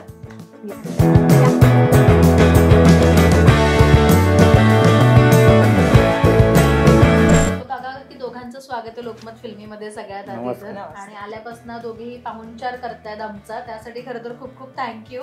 पण काकींना सगळ्यात आधी विचारेन, कारण काकींना बऱ्याच वेळेला प्रेक्षकांनी पाहिलंच आहे जुई सोबत, तिच्या कुठल्याही मालिकेच्या निमित्ताने असो, अवॉर्ड सोहळ्याच्या निमित्ताने असो, तुम्ही बऱ्याचदा दिसलं देखील आहात. पण काय म्हणजे जुई कर्जतला आली की नेमकं कसं तिचं असं, तिच्या मागे लाड होतात का तिचे भरपूर, ती आली की काय काय गोष्टी तिच्या मनाप्रमाणे कराव्या लागतात, तिच्या काय ऑर्डर्स असतात नेमक्या? तिच्या ऑर्डर काही नसतात, पण मला माहितीये तिच्या आवडी काय आहे, तसं मी तिचे खाण्याचे प्रकार करते. म्हणजे आता इथे आलं का तिला वडापाव आवडतो म्हणून एकदा वडापाव आणायचा, इडली सांबार हा तिचा आवडतो. म्हणजे जेवणा व्यतिरिक्त तिला हे असे पदार्थ खायला जास्त आवडतात. नंतर बिरडवालाचं अच्छा, आवडतं तिला, आणि तिथे तिला करायला मिळत नाही. मग अशा काही गोष्टी आहेत त्या इथे आल्यावर, आता ती नॉनव्हेज खात नाही म्हणून व्हेजच, fried rice, veg fried rice तिला आवडतो. मग तो एक दिवस करायचा. पण काय होतं, 2 दिवसाच्या सुट्टीमध्ये खूपच घाई होते आणि मग तिच्याबरोबर गप्पा मारणे राहून जातं. मी किचनमध्ये अडकलेली असते. बरोबर. म्हणून असं वाटतं की 4-5 दिवसाची सुट्टी काढून ती आली ना तर मला खूप बरं वाटेल. पण गणपतीत माझ्या मते येत असेल हो, तेवढी सुट्टी काढून. नाही तरी पण 2 दीड दिवस दिवसाचा असते. गणपती. म्हणजे गणपती विसर्जन झालं का निघतेच ती मोस्टली. त्याच्यामुळे तेव्हा सुद्धा आमची भेट अशीच असते, धावती भेट धावती असते. भेट. आम्ही इनफॅक्ट जास्त गप्पा आमच्या रोज होतात फोनवर. फोनवर. बरोबर आहे. समोरासमोर आली की गोष्टी इतक्या करायच्या असतात आम्हाला की बोलणं कमी होतं. राईट. बरं, काका आहेत आणि काकांबद्दलचे मी एवढं जुईकडनं ऐकलंय आणि बऱ्याच वेगवेगळ्या गोष्टी काका करतात. मगाशी आम्ही जेव्हा बिहाइंड द कॅमेरा गप्पा मारत होतो तेव्हा आणखीन खूप छान छान नवीन नवीन गोष्टी कळल्यात. तर आधी मला सांगशील काका म्हणजे प्रोफेशनली काय करतात आधी ते तू मला सांग, आपण त्यांच्या बाकीच्या सगळ्या गप्पा मारायच्या. ते एक मल्टीफॅसेटेड असं एक व्यक्तिमत्व आहे आमच्या घरातलं. बाबा जॉब म्हणून MTNL ला जॉब करायचे, जे त्यांनी 2 वर्षापूर्वी रिटायरमेंट घेतली. सो त्यांचा जॉब म्हणशील तर ते MTNL ला जॉब करायचे. अदरवाईज बाबा लेखक आहेत, ज्यांनी राज्यस्तरीय नाटकं लिहिलेली आहेत. त्यांच्या राज्यस्तरीय नाटकांना बक्षिसं देखील मिळालेली आहेत.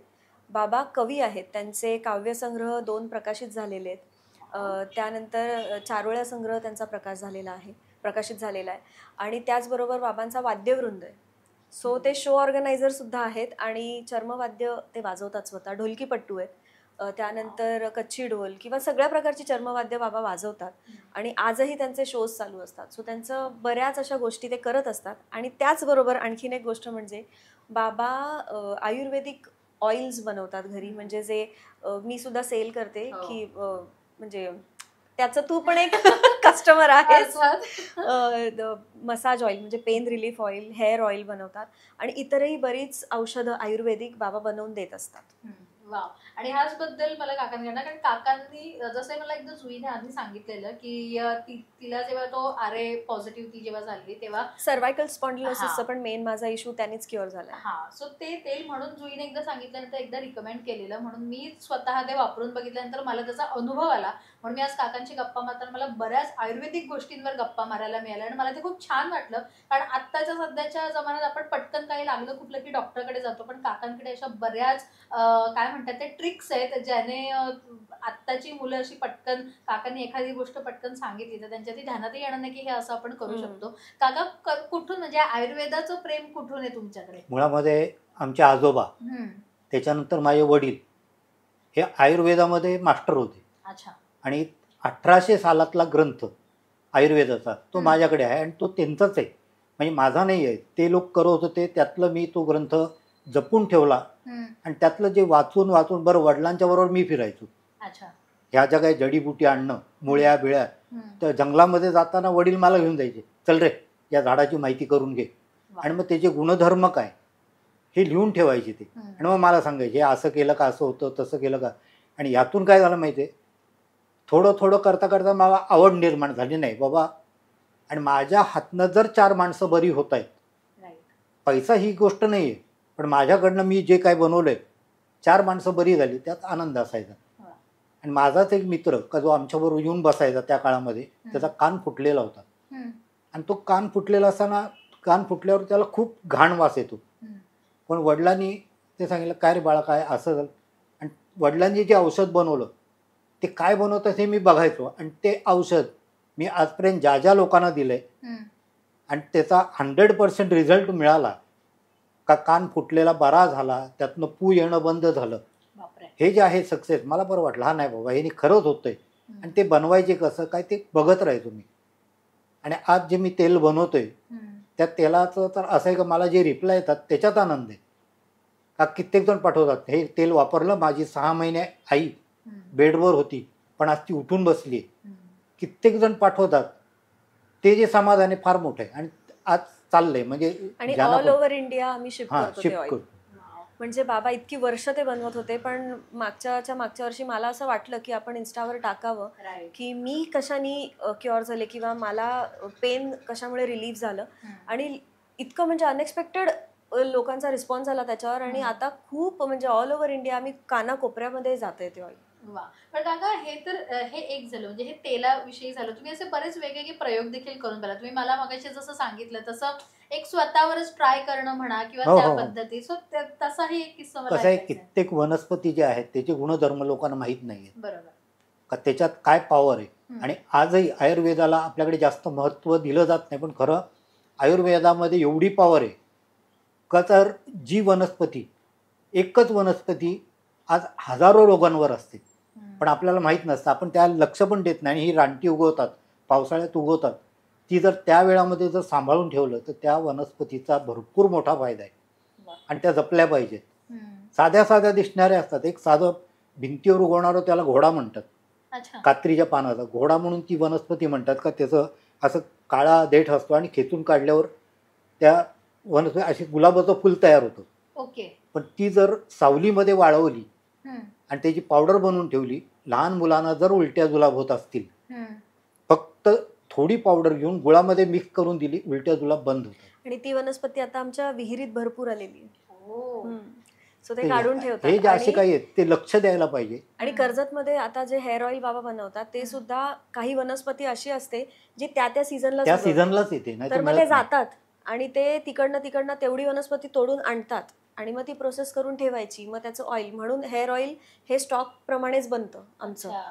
असं 12 कारण- महिने बनवता येत हा, नाही. कारण ती वनस्पती त्या सीझन मध्ये जेवढी त्यांना काढून आणता येईल तेवढी ते आणतात काढून. आणि कर्जतला आसपास कसे जंगलच आहेत, हम्म. सो ते जातात शोधून आणतात सगळं. आणि त्यातनंच त्यांनी बऱ्याच गोष्टी मलाही शिकवलेल्या आहेत की वा. म्हणजे झाडं ओळखायची कशी, कुठलं कशाचं झाड आहे, पान कुठलं आहे.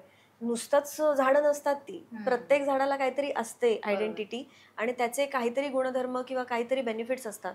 सो ते मलाही तसं त्यांनी लहानपणापासून शिकवलंय. आणि जसं तू म्हणाली की स्वतःवर ट्राय करणं, हा. त्यांनी लहानपणी जे केलेलं आहे तो किस्सा सांगा की हे एक पानफुटी म्हणून झाड आहे. हा. आणि आम्ही लहान असताना पानफुटी होतं, वडील बोलायचे का अरे पानफुटीच्या पाल्याचा रस आहे ना, हम्म. ह्यांनी फार अगदी मांसाचे तुकडे केले आणि त्याच्यावर ओतला तरी ते एक होतं. तर आम्हाला हसायला यायचं, काय काहीतरी सांगतात असं वाटायचं. हा. तर माझ्या भावाला डॉक्टरचं सामान जे खेळणी ते आणून दिली होती, डॉक्टरचा सेट आणून दिलेला होता. हम्म. तर आम्ही आपलं लहानपणी खेळताना माझ्या पायाला एक जखम झाली होती, दगड लागलेला. हम्म. आणि ती जखम त्या काळामध्ये म्हणजे कसं असायचं, लक्ष पण द्यायचो नाही आपण, बरोबर. पण ती हाडावर झालेली जखम होती. हम्म. भावाला बोललो तर डॉक्टरचं सामान आणलं आणि त्या काळात प्लॅस्टिक सर्जरी आम्ही नवीन ऐकलं होतं काहीतरी. तर म्हटलं काय करायचं, म्हटलं थांब आपण एक काम करू. प्लॅस्टिक सर्जरी म्हणजे काय, ते इथूनचं चामडं काढायचं आणि तिकडे लावायचं, बरोबर. हे ठीक आहे. पण तो उद्योग करताना मी माझ्या टाचेचं चामडं काढलं हम्म. आणि त्या जखमेवर लावताना जे वडिलांनी सांगितलं होतं असा असा तो रस त्या ओतायचा त्याच्यावर येते, हा.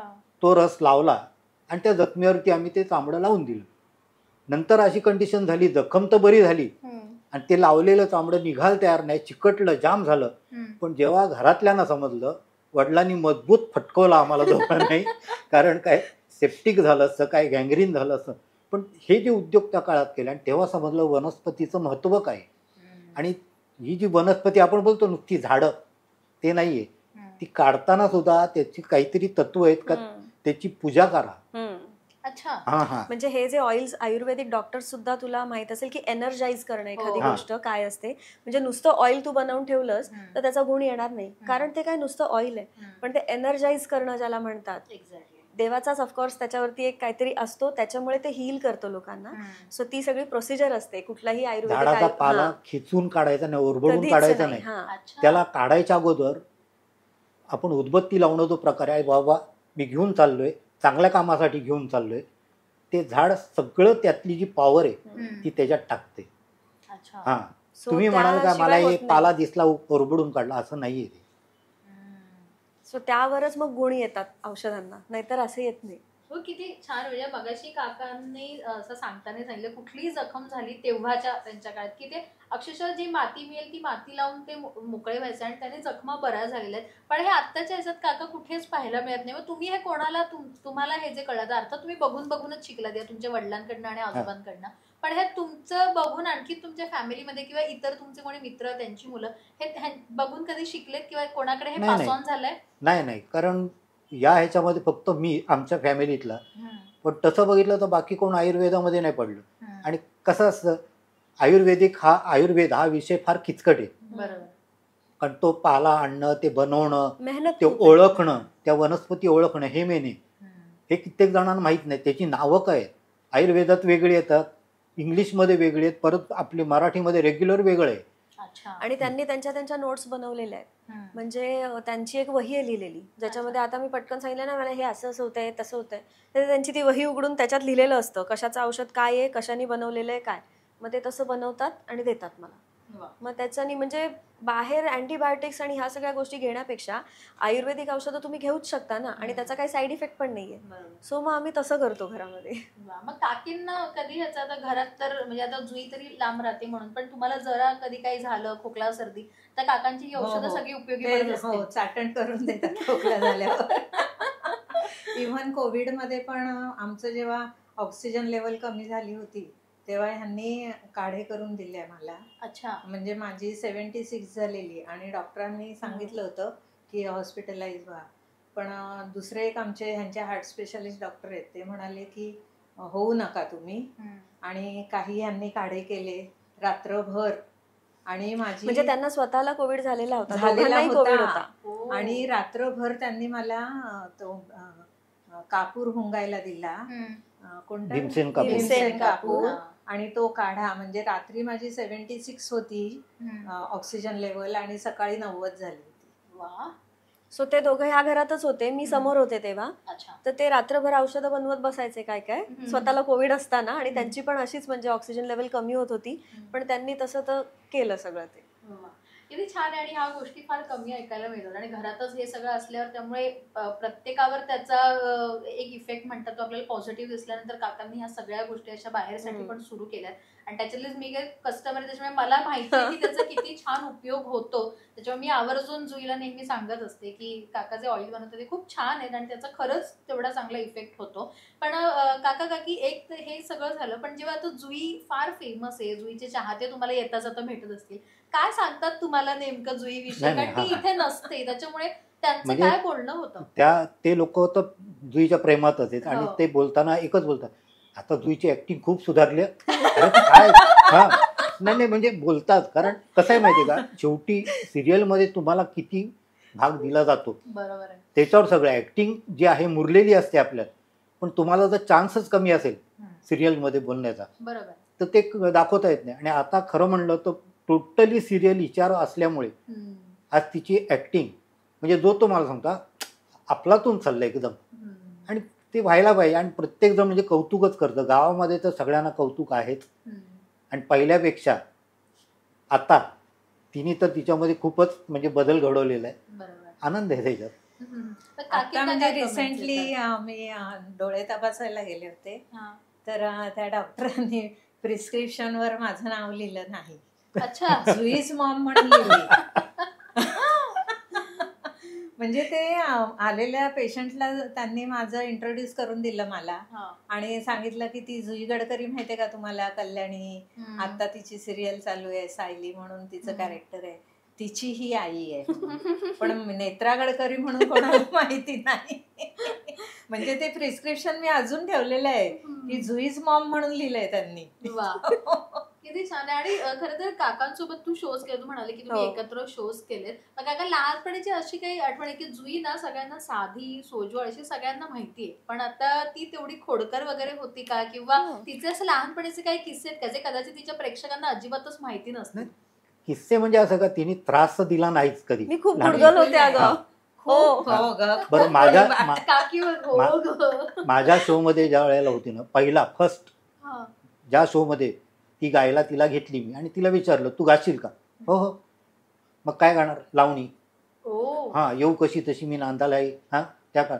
आणि जी कडवी आहे ती टोटल पार्ट, तिला काय कागद लागला नाही, काय नाही. दुसरीच होते मी. हा, चालीच्या बाबतीत बोलायचंच नाही, कारण ती मुरली होती चाल. अच्छा. आणि ताल बिल अंगात मुरलेलं, कारण माझ्याबरोबर ती रिहर्सलला असायची.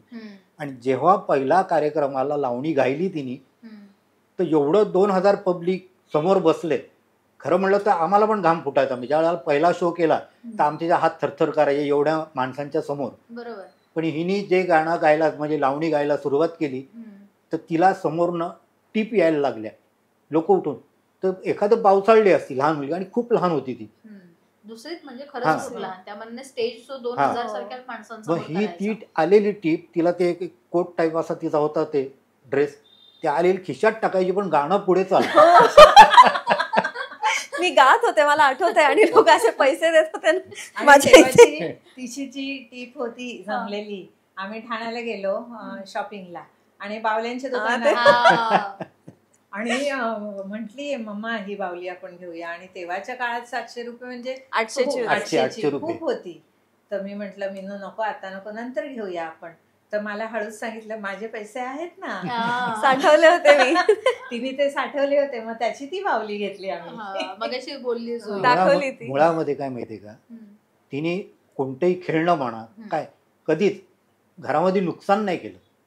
नाही तर काय भिंती रंगवलेल्या असतात ना, कधीच नाही. मी खूप चांगली म्हणजे पेंटिंग आर्टिस्ट आहे. म्हणजे ठाण्याच्या घरी आला तर तुम्ही बघाल माझ्या बऱ्याच फ्रेम्स आहेत, पण मी कधीच भिंतीवर नाही पेंट केलं. मला त्यांनी नेहमी ड्रॉइंग मटेरियल दिलं आणून. त्यांनी मला हे सांगितलं की करायचं ना तुला, जे काय करायचं ह्याच्यावर कर, इकडे तिकडे नाही करायचं. आणि दॅट डझंट मीन की हल्ली जे सांगतात ना नाही करू दे भिंतीवर, आमच्याकडे तसं कधीच नाही झालं. पण मी गुणी होते, म्हणजे लहानपणी असं कधी नतद्रष्टपणा नाही केला. फक्त खाण्याच्या बाबतीत त्रास दिला. खूप रडवायचे मी, खूप. म्हणजे आई बाबा उदबत्ती घेऊन बसायचे हातात. हो. आणि मी घास 1 तास लावायचे एक पोळी खायला वगैरे. घास भरून ठेवलेला असायचा तोंडात. तर मी आई रडायची वगैरे माझ्यासमोर. मला आठवतंय की अगं जेव ग मीनू, जेव ग. आणि माझं असं, मला नाही आवडत हे सगळं, मी का जेव. मला तेव्हा फक्त फिश आवडायचं. भाजी वगैरे दिली तर माझं असं व्हायचं की हे काय आहे हे सगळं. मधलं फक्त मेथीची भाजी खायची ती. भाकरी आणि मेथीची भाजी. मला बाकी आवडायचंच नाही. असं मारण्याची वेळ किंवा दमदाटी मला आजपर्यंत आई बाबांनी 2दाच मारले. 36 वर्षामध्ये मी 2दाच मार खाल्लाय. एकदा आई मला सेडचं स्पेलिंग शिकवत होती, SAID, सेड. आणि मी ते प्रनाऊन्स चुकीचं करत होते, तर त्याच्यामुळे मी चुकीची मातीच खात होते मी सतत. तर आई एका पॉइंटला चिडलेली होती की हे सेड असतं मीनू, SAID सेड असतं. आणि तिने हात असा केल्यावर मी असं करतो ना आपण, तर त्याच्यामध्ये पेन्सिल माझ्या हातातली तिला लागली, त्या रिफ्लेक्स मध्ये तिने मला धपाटा घातला. सो तो पहिला. आणि बाबांच्याकडनं पण असंच काहीतरी वेडपटपणा केलेला होता मी. तेव्हा एक छडीनी फटका, त्या व्यतिरिक्त मी मार नाही खाल्लेला. आणि म्हणजे मी हे खूप प्राऊडली सांगू शकते की फटके न देता सुद्धा मुलं व्यवस्थित वाढतात.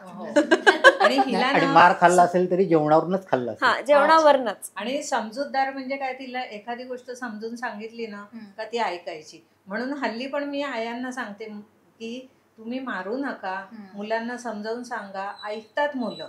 कॉन्व्हर्सेशन करणं गरजेचं आहे, त्यांच्याशी बोला तुम्ही. पण आजारपणाच्या वेळेला जेव्हा जुईचे म्हणजे जुई आणि माझी बरीच चर्चा झाली होती मागच्या वेळेला महिला दिनानिमित्त, तिचा एक खास इंटरव्ह्यू केला होता मी.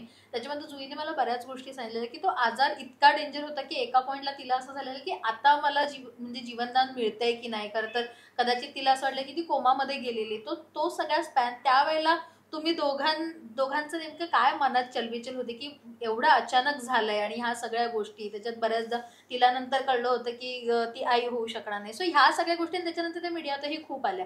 सो त्याला तुम्ही लोकांनी कसं डील केलं आणि ते ऐकल्यानंतर नेमकं काय? सगळ्यात पहिली मजा अशी आहे, आमच्या तिघांमध्ये कोणतं लपून ठेवलेलं नव्हतं. आम्हाला माहित होतं नक्की काय आहे. तिलाही माहित पडलं होतं का तिच्यापासून लपून पण फायदा नव्हता. बरोबर. बरं, शेवटी नशिबात जे लिहिलेले आहे, बघू काय होते बघू म्हणलं आपण प्रयत्न करतोय. आणि तिने सगळ्यात जास्त मेहनत घेतली, तिने तिच्या स्वतःवर काम जास्त केलं. बरोबर. आणि आज ती उभी राहिली का ज्यासाठी डॉक्टरांनी हात टेकले होते, पण ती उभी राहिली. आणि आज सगळ्यांच्या समोर ती आहे. बोलायची जरूर आणि सगळ्यात एक गोष्ट आहे, उगीच घाबरून बसून मग टेन्शन घेऊन काही मतलब नसतं. आणि आम्हीच जर टेन्शनमध्ये गेलो तर हिचं काय होईल. बरोबर आहे. मग हे बघायला पाहिजे. आणि कित्येक लोकांना माझं हेच म्हणणं आहे का ठीक आहे, काहीतरी प्रॉब्लेम येतात, पण त्याच्यामध्ये असं नाही आहे का तुम्ही हारून जाणं आणि मग आता मी काय करणार आणि ते उगीचच म्हणतात ना का आपण डिप्रेशनमध्ये जाणं, हे करायचं नाही. त्यातून बाहेर या तुम्ही, बघू, प्रयत्न तर करू ना, काहीतरी होईल. आणि ते झाला प्रयत्नाने, ठीक आहे, सगळं साध्य झालंय अर्थात. हम्म. काकी तुमच्यासाठी खूप इमोशनल मोमेंट होती ती, कारण खूप- त्यावेळेला तुम्ही खूपच. होतात माझ्या मते जुई सोबत हम्म. जेव्हा तो प्रकार घडला हो. तेव्हा. म्हणजे मला आधी कळेच ना की ही का उठत नाहीये. आणि मग मी जवळचे डॉक्टर आहेत आमचे, फॅमिली डॉक्टर, त्यांना बोलवलं. तर ते म्हटले हिला हॉस्पिटलाइज करायला लागेल म्हणून. मग आता हे सेलिब्रिटी हॉस्पिटलाइज म्हणजे केल्यावर माहितीये ना, हा. नर्स वगैरे ट्रीटमेंटच्या आधी हिच्याशी फोटो काढायला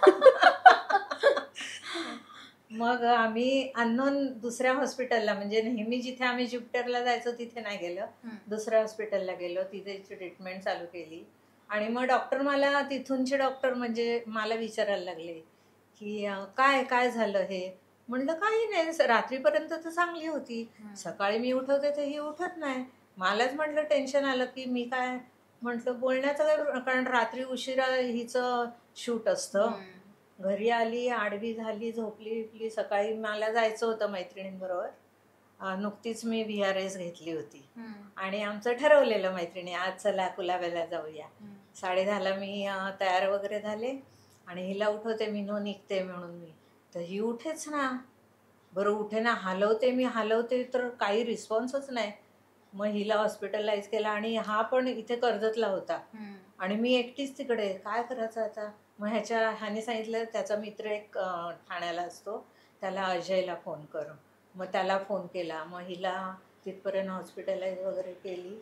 आणि मला काही कळेचच ना, मी रडते. डॉक्टर म्हटले नक्की काय झालंय, पण काय झालेलंच नाही, ही कशाने कोमात, कळेच ना मला काय झालंय. पण झालं, ट्रीटमेंट चालू झाल्यावर ही रिस्पॉन्स द्यायला लागली. पण तिथपर्यंत मला इतकं म्हणजे मी काय करूच म्हणजे कोणाला फोनाफोनी नाही, फक्त मैत्रिणीला फोन केला की मी येत नाहीये, असं झालेलं आहे. मग त्यांचा पण प्रोग्राम कॅन्सल झाला. ती मैत्रीण पण लगेच हॉस्पिटलला आली माझ्या बरोबर. तो म्हणजे क्षण मी कधीच विसरू शकत नाही, खूपच. आणि देवाचे आभार की मी तर म्हणते ना, आमचे दत्तगुरु माझ्या पाठीचे आहेत, त्यांच्यामुळे आजही उभी आहे, दुसरं काय अर्थात इमोशनल होण्यासारखा तो भाग होता, कारण जुईने जेवढं मला सांगितलं की हे सगळं अचानक झालं, त्याच्यामुळे एक अंदाजच यायला तयार नाही की नेमकं काय झालं होतं. आणि म्हणजे बिल्डिंग मधले पण आमच्या शेजारी खूप चांगले आहेत, त्यांनी लगेच मला मदत केली. हिला ॲम्ब्युलन्स म्हणून म्हणजे खाली न्यायची स्ट्रेचरवरनं, म्हणजे हिचा लाळागोळाच झालेला पूर्ण, म्हणजे काही रिस्पॉन्स नव्हता.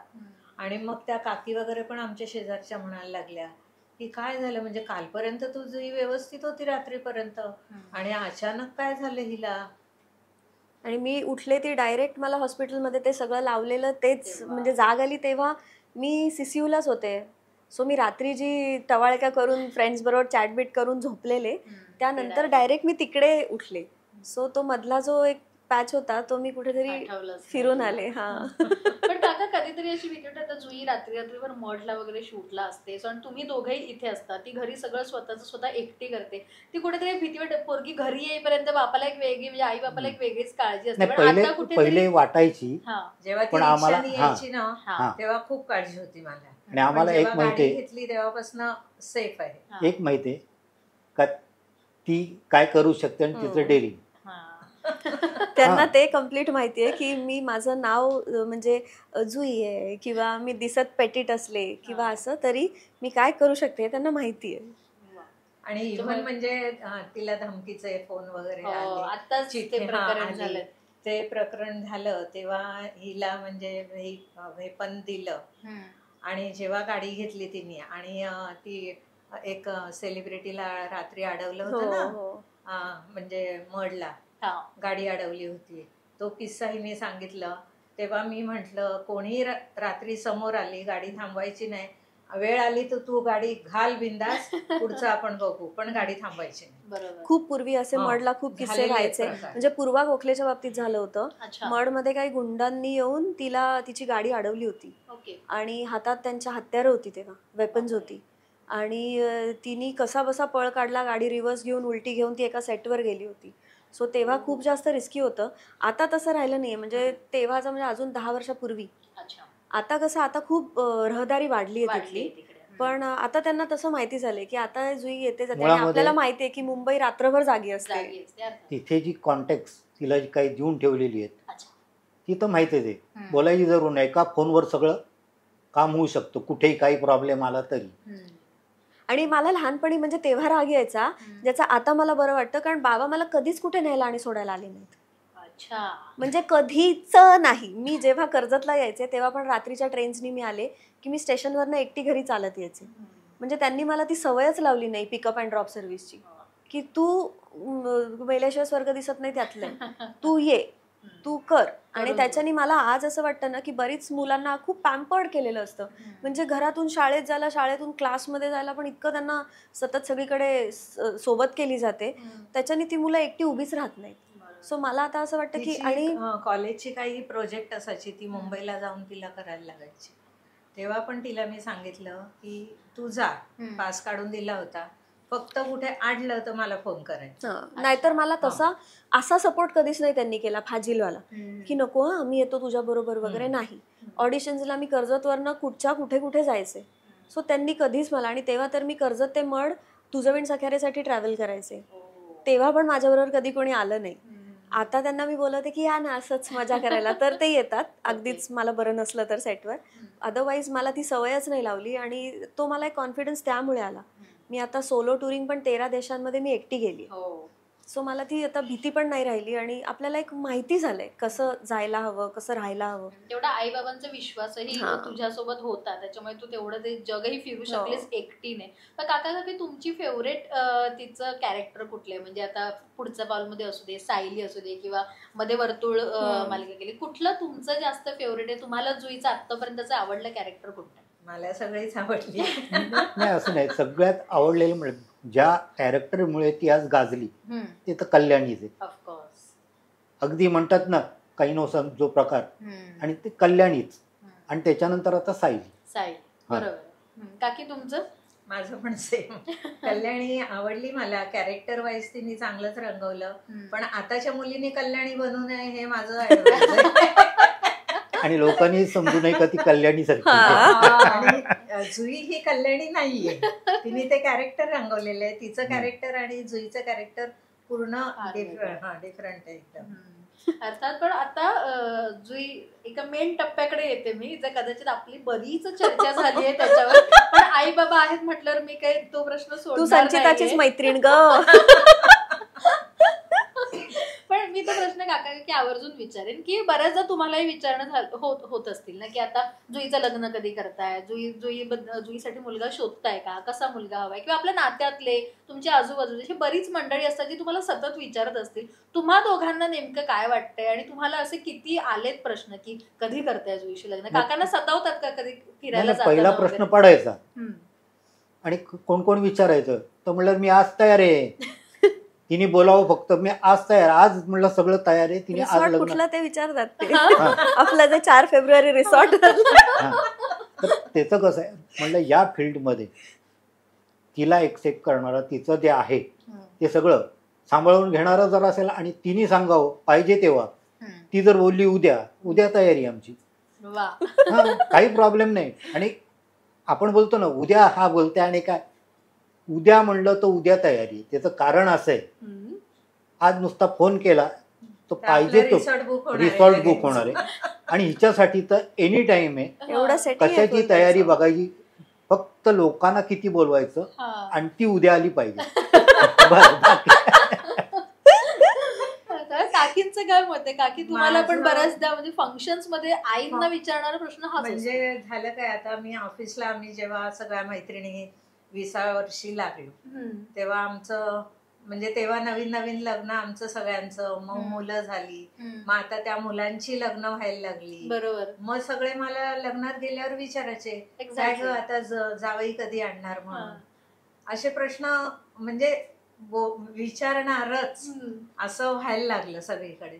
मग आपल्या घरी आल्यावर विचारायचं काय बाई, मग थांबा जरा करा करत आता एवढी वेळ आलेली आहे. कंप्लेंट यायची. कंप्लेंटच आहे ही माझी, कारण तिला आम्ही म्हणतो की तू म्हणते हो हो, पण आमच्यात पण ताकद पाहिजे ना. बरोबर. पण ज्या, आणि मी त्यांना हेच सांगते की ज्या अर्थी एवढा डिले होतोय म्हणजे देव ताकद देणार. पण तुमच्या काही अपेक्षा आहेत का काका जुईकडनं किंवा जावयाकडनं? असं जुईच्या अपेक्षा तर आम्ही ऐकल्या, तिला कसा नवरा हवा हे आम्ही ऐकलेलं आहे, पण तुम्हाला असं काय हवंय म्हणजे असं तुमचं जे फील्ड आहे बस ते त्याला पसंत पाहिजे. कारण शेवटी कसं आहे या फील्डमध्ये काम करताना समोर गैरसमज होतात आणि बरंच काय, आणि गॉसिप जो प्रकार असतो तो चालूच असतो सगळा, आणि तो एक्सेप्ट करणारा माणूस पाहिजे किंवा त्याला यातली कमीत कमी माहिती पाहिजे का ह्याच्यात काय चालतं. बरोबर. हां, आणि जर तिच्याप्रमाणे तिला मनाप्रमाणे मिळालं, आम्हाला काय या फील्ड मधला मिळालं तरी काय. सॉर्टेड एका पायावर. हो, एका पायावर 4 फेब्रुवारी रिसॉर्ट बुक करायला ते विचारतात कुठलं करायचं ते सांग फक्त. पण असं कधी जुई असं नाही झालं ना की आई बाबांना म्हणते विचारलं आणि आई बाबांनी आणून टाकलं की बघ बाबा ही मुलं आहेत? नाही, त्यांना माहितीये मी उगाच अपमान करेन काहीतरी त्या मुलांचा, त्यामुळे माझ्यापर्यंत आणल्याच नाहीत गोष्टी. हो, समोरच्याचं नुकसान नको. आधीच कळटवलं त्यांना. काका काकीने तुझ्यापर्यंत तो विषय येऊच नाही दिला. आणि जसे बाबा म्हणतात ना तशी मी तोंड कशी पडते ना. आणि ते जसे म्हणतात ना की मुलीला आमच्या सांभाळणारा हवा, त्याच्यामध्ये कंसातलं एक वाक्य हे असतं की हिला म्हणजे सांभाळणं सोपी गोष्ट नाहीये. सो हिचे सगळ्या गोष्टी सांभाळणं म्हणजे खूप मोठा टास्क आहे. तसा मुलगा मिळावा हे त्यांना म्हणायचं असतं नेहमी. हा, कारण त्यांना माहितीये की मी काय नॉर्मल अशी साधी शांत मुलगी नाहीये. प्रेक्षकांनी लक्षात ठेवा, जे कोण ऐकतायत त्यांनी, तुम्हाला वाटतं तेवढी जुईची इमेज साधी नाहीये. ती बऱ्याच गोष्टी, आता ती जशी एकटी कुठेही फिरू शकते तशा तिच्या बऱ्याच कॅपॅबिलिटीज आहेत ज्या तिच्या आई वडिलांमुळे तिला बऱ्याच त्या गोष्टी मिळालेल्या आहेत आणि त्या ती पूर्ण करू शकते सोल हँडेडली. त्याच्यामुळे जुई बऱ्याच करेजियस आहेस तू, आणि तेवढं तुला तुझ्या आई वडिलांकडनं मिळालंय खरं तर. बरं, जाता जाता एक गोष्ट काका, अशी कुठली एखादी गोष्ट जी जुईबद्दल ऐकून वाचून असं तुम्हाला दोघांना त्रास झाला, अशी कुठलीही गोष्ट आहे का जी कदाचित या फील्डमध्ये असल्यामुळे त्या बऱ्याचशा अफवा असतात, बऱ्याच गोष्टी छापून येतात, पाहायला मिळतात, सोशल मीडियावर येतात, त्याच्यामुळे कधी तुम्हाला असं कुठला त्रास झाला होतो ना कित्येक वेळा? कसं आहे, आता रिसेंटली एक पोस्ट हिची युट्यूबला टाकलेली होती की जुईचं लग्न झालं या मुलाबरोबर, असं बरं मला मुलगा आहे असं बरेच, आणि ती हे लपवते वगैरे. तेव्हा त्या ज्यांनी हे टाकलेलं होतं ना त्याचा नंबर काढून झापला होता त्याला चांगला. आणि मी त्यांना नेहमी पोस्ट आली होती विधवा. हो, जुई विधवा आहे आणि आता ती पुनर्विवाहासाठी तयार आहे, तर मुलांनी असं वगैरे नावं अशी पण पोस्ट आली होती. तो चॅनलवाला मला परत फेसबुकला दिसला नाही. बंदोबस्त करून टाकला त्याचा मी. म्हणजे याच्या पुढे जर तुझ्या पोस्ट दिसल्या अशा, म्हणजे तुला जिथे राहतो तिथे येऊन मी उचलून घेऊन येईल. हा, कारण हे फालतूगिरी चालते आणि मीडिया नावाखाली ते क्लिक्स मिळण्यासाठी किंवा व्ह्यूज मिळण्यासाठी काय वाटेल ते करतात हल्ली. आणि गावची माहिती नाही, आणि सगळ्यात वाईट हीच गोष्ट असते की मला बरेच जण मेसेज करतात किंवा कमेंट्स करतात, काय ग तुझं लग्न झालं तर तुला मंगळसूत्र घालायला काय लाज वाटते का? माझं असं होतं की हॅलो, होऊ तर द्या, रोज घालून फिरीन, अगदी सगळीकडे मोठी मोठी मंगळसूत्र घालून फिरीन मी, पण होऊ द्या ना आधी लग्न. इव्हन माझे एक मित्र आहेत, वयस्कर आहेत, ते खूप माझ्यापेक्षा खूप वयात जास्त आहेत, ते पण आपले ते अगदी हे नाही, अरे हे बघ ना हे फेसबुकला आले जुईबद्दल असं, काय रे काय खरं? अहो म्हणलं तुम्हाला काय सांगू मी, हर्ट होतात. हा, तर म्हणलं तुम्हाला तर माहिती आहे या गोष्टी, तर म्हणे असं हे चालून द्या, ज्यांना मजा वाटते ना त्याच्यामध्ये त्यांना करून द्या. आणि होतं कसं, मी ह्या फील्डमध्ये, त्यामुळे मला माहिती असतं या गोष्टींकडे लक्ष नाही द्यायचं, पण हे इमोशनली माझ्याशी अटॅच असल्यामुळे त्यांना वाईट वाटतं की मध्यंतरी आलेली न्यूज की जुईचा ऍक्सिडेंट झालाय आणि ती आता शूट करू शकत नाहीये वगैरे. सो माझ्यासाठी माझे प्रोडक्शनवाले आणि आम्ही म्हणलं कधी झाला मी तर इथेच आहे म्हटलं, कधी झाला ऍक्सिडेंट. बापरे. आणि बरीचशी लोक मला फोन करायला लागली. तेव्हा मी सांगितलं की नाहीये, ही अफवा आहे. तर म्हणजे होतं कसं, तुम्ही माहीत नसलेल्या गोष्टी उगाच न्यूज म्हणून छापता आणि उगाच त्याला क्लिक्स मिळावे, व्ह्यूज मिळावे म्हणून हे करता, तर हे चुकीचं आहे खूप. पण आताच्या आलेल्या धमकीबद्दल पण खूप कॉमेडी धमकी होती ती. म्हणूनच मी तुला त्याबद्दल आता शेवटी विचारते की अशा धमक्यांना मग तू फायनली त्याच्यावर काय ऍक्शन घेतेस, किंवा तसे जे फॅन्स आहेत त्यांना तू कशा प्रकारे हँडल करतेस, कसं हे समजावतेस? बघ कसं आहे, मुळात ही फेसलेस लोक आहेत. ह्यांना ऍब्सोल्युटली फेस नसतो. ही लोक इतकी भित्री असतात की स्वतःचं नाव पण प्रोफाईलला लावत नाही. डॅमी द लिटिल गर्ल किंवा सॅम, यो अशी वगैरे यांची नावं असतात. आणि ह्यांच्या फॉलोअर्समध्ये कोणीही नसतं, 0 ह्यांच्या पोस्ट असतात. ह्यांचे फोटोज कुठल्या तरी शिंचान बिंचान लोकांचे फोटो डीपी म्हणून लावलेले असतात. सो ही जी लोक आहेत ना, जी ट्रोलर्स आपण ह्यांना म्हणू, जे असे टाइमपास करतात, ह्यांच्याकडे एक तर वेळ खूप आहे. त्यामुळे मी काय करते की मी एकतर कमेंट आली नेगेटिव्ह की मी डिलीट करते, कारण ती माझी प्रोफाईल आहे आणि I am the whole sole काय म्हणतो decision maker in my page. कोणी पण मला कमेंट केली ट्रोलची काहीतरी चुकीची असेल, मी डिलीट करते. मी त्यांना ब्लॉक बिक नाही करत बसत, कधी कधी ब्लॉकही करते. आणि मला बरेच जण म्हणतात जाऊ दे ना, कशाला लक्ष देते. तर माझं एवढंच म्हणणं आहे की लक्ष देत नाही, मला माझ्या पेजवरती नेगेटिव्हिटी नको आहे. तुम्हाला जी करायची आहे तुम्ही खुशाल एखादं पेज काढा आणि त्याच्यावर ओकत राहा नेगेटिव्ह कमेंट्स, पण माझ्या ह्याच्यावर मला नको आहे. आणि दुसरी गोष्ट, मी बरेचदा कमेंट्स डिलीट करत राहते. पण ह्या मुलीला मला हायलाईट करावं असं का वाटलं, मुलगी मुलगा कोण होतं माहित नाही, ती मुलगी म्हणून तिने कमेंट केलेली होती. बट ह्यांचे जेंडर्स आपल्याला माहित नसतात, कारण त्यांच्या प्रोफाईलवर काहीच मेन्शन नसतं तिथे. तर त्याच्यात तिने मला जी धमकी दिलेली होती की मला फॉलो बॅक नाही केलंस ना तर एवढ्या जणींना म्हणजे तर तुला पोलिसातच टाकेल. मला असं वाटलं की कोण आहात तुम्ही, आणि माझ्यावर जबरदस्ती आहे का की मी तुम्हाला फॉलो बॅक करायलाच पाहिजे. आणि मी का टाकलं ते, कारण मला एक क्लिअर स्टेटमेंट लाऊड करायचं होतं की ही फालतूगिरी माझ्या बाबतीत करू नका. सोशिक हे माझं कॅरेक्टर आहे, मी सोशिक नाहीये. त्यामुळे ही फालतूगिरी, हा टाइमपास माझ्या प्रोफाईलवर करत जाऊ नका. आणि बरेच जे असे जे ट्रोलर्स असतात, जे कमेंट्स करत असतात, माझं त्यांना शांतपणे म्हणणं आहे माझ्या बाबतीत नका करू, कारण मी शांत बसणारी मुलगी नाही आहे ह्या बाबतीत. मी खूप डोकं शांत ठेवून तुम्हाला रिप्लाय करत नाही, किंवा मी डिलीट करून टाकते पोस्ट, किंवा पोस्ट नाही कमेंट्स, बट हे माझ्या बाबतीत करू नका, हे त्यांना शांतपणे सांगायचं होतं. म्हणून मी त्या मुलीला म्हटलं की ये बाई, कर्जतलाच ये, पोलीस स्टेशनलाच भेटू आपण, येच तू, वेलकम करते मी तुला. सो माझं म्हणणं एवढं असतं की हे बघा, आणि अजून एक मला खूप महत्त्वाचा मुद्दा इथे सांगायचा आहे. सेलिब्रिटी आहात, ॲक्टर्स आहात, आम्ही एक ह्युमन बिंग्स असतो आणि आम्ही पण आमच्या लाईफच्या वेगवेगळ्या टप्प्यांमधून जात असतो. कोणी प्रोफेशनली वेगळ्या टप्प्यातून जात असेल, कोणी इमोशनली पर्सनली जात असेल. तुम्ही एखादी पटकन नेगेटिव्ह कमेंट एखाद्याला केली, त्याच्या कामावरनं केली, त्याच्या कुठल्याही गोष्टीवरनं, त्याला ना वेगळ्या लेवलला हिट होऊ शकतं. मला होत नाही, पण कोणालाही हे होऊ शकतं. फॉर एक्झाम्पल, कोणाची तरी आई एक्सपायर झाली आहे, कोणाचे वडील त्रासात आहेत, काहीतरी पर्सनल लेवलला चालू आहे, आणि एखादी तुमची नेगेटिव्ह कमेंट त्याला भयंकर हिट करू शकते. त्यामुळे कोणालाही कुठल्याही प्रकारचं ट्रोल करताना, नेगेटिव्ह कमेंट करताना 1,00,000 वेळा विचार करा. कारण तुमच्या हातामध्ये ना खूप इझिली सोशल मीडिया अवेलेबल आहे, पण ते ज्याच्याबद्दल तुम्ही करताय ना तो पण एक माणूस आहे, आणि त्याला त्याचे आई वडील आहेत, त्याची फॅमिली आहे. तर हा विचार करा की ती व्यक्ती पण सटकन म्हणजे डिप्रेशनमध्ये किंवा कशात तरी जाऊ शकते. सो विचार करत जा हे कमेंट करताना.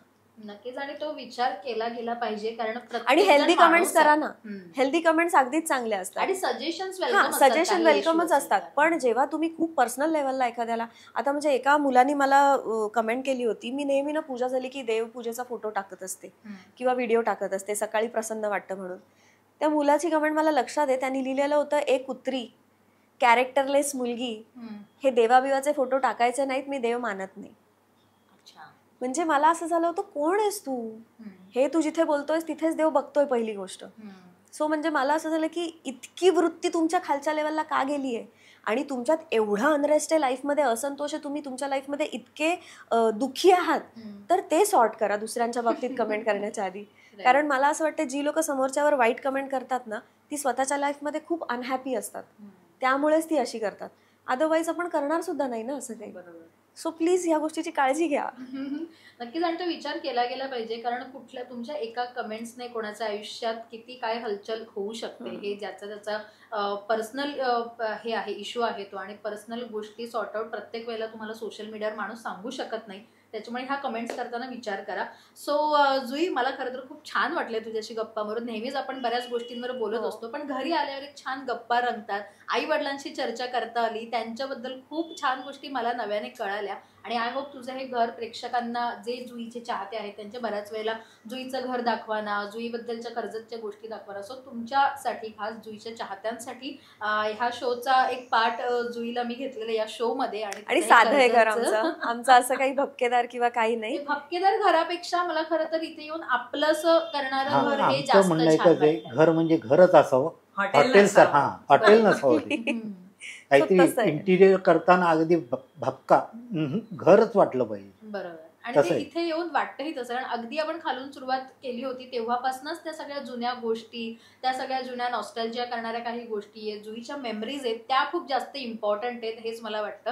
आणि जुई खरंच खूप छान आहे, साधं सुंदर घर आहे आणि खरं तर तुझ्या मेमरीज खूप इतक्या छान आहेत, तू त्यांच्याशी अजूनही तितकीच जोडली गेलेली आहेस, हे बघताना आम्हाला छान वाटलं. आणि काका काकी थँक्यू, इतक्या मनमोकळ्या गप्पा मारल्यात तुम्ही त्यासाठी. आणि जुई तुझ्या लाडक्या प्रेक्षकांसाठी तुला जाता जाता जर काही सांगायचं असेल तर प्लीज, कारण या शो साठी बऱ्याचदा असं आलं होतं की जुईला या शो मध्ये घेऊन या, सो प्लीज. तर सगळ्यात आधी तर मी तुम्हा सगळ्यांची खूप खूप आभारी आहे, कारण एवढ्या कमी वेळात तुम्ही माझ्या मालिकेवर इतकं प्रेम केलंय, माझ्यावर इतकं प्रेम केलंय. तर तुमचे हे आशीर्वाद असेच राहू द्या. आणि आय होप तुम्हाला माझं हे छोटंसं घर आवडलं असेल. तर प्लीज कमेंटमध्ये नक्की कळवा आणि माझी मालिका पण बघत राहा आणि ह्यांचा शो पण फॉलो करत राहा. येस, आणि तुम्हाला या व्हिडिओ मधल्या जुईच्या कोणत्या कोणत्या गोष्टी आवडल्या आहेत तेही आम्हाला या व्हिडिओ खाली कमेंट करून नक्की कळवा. Thank you so much. Thank you so much.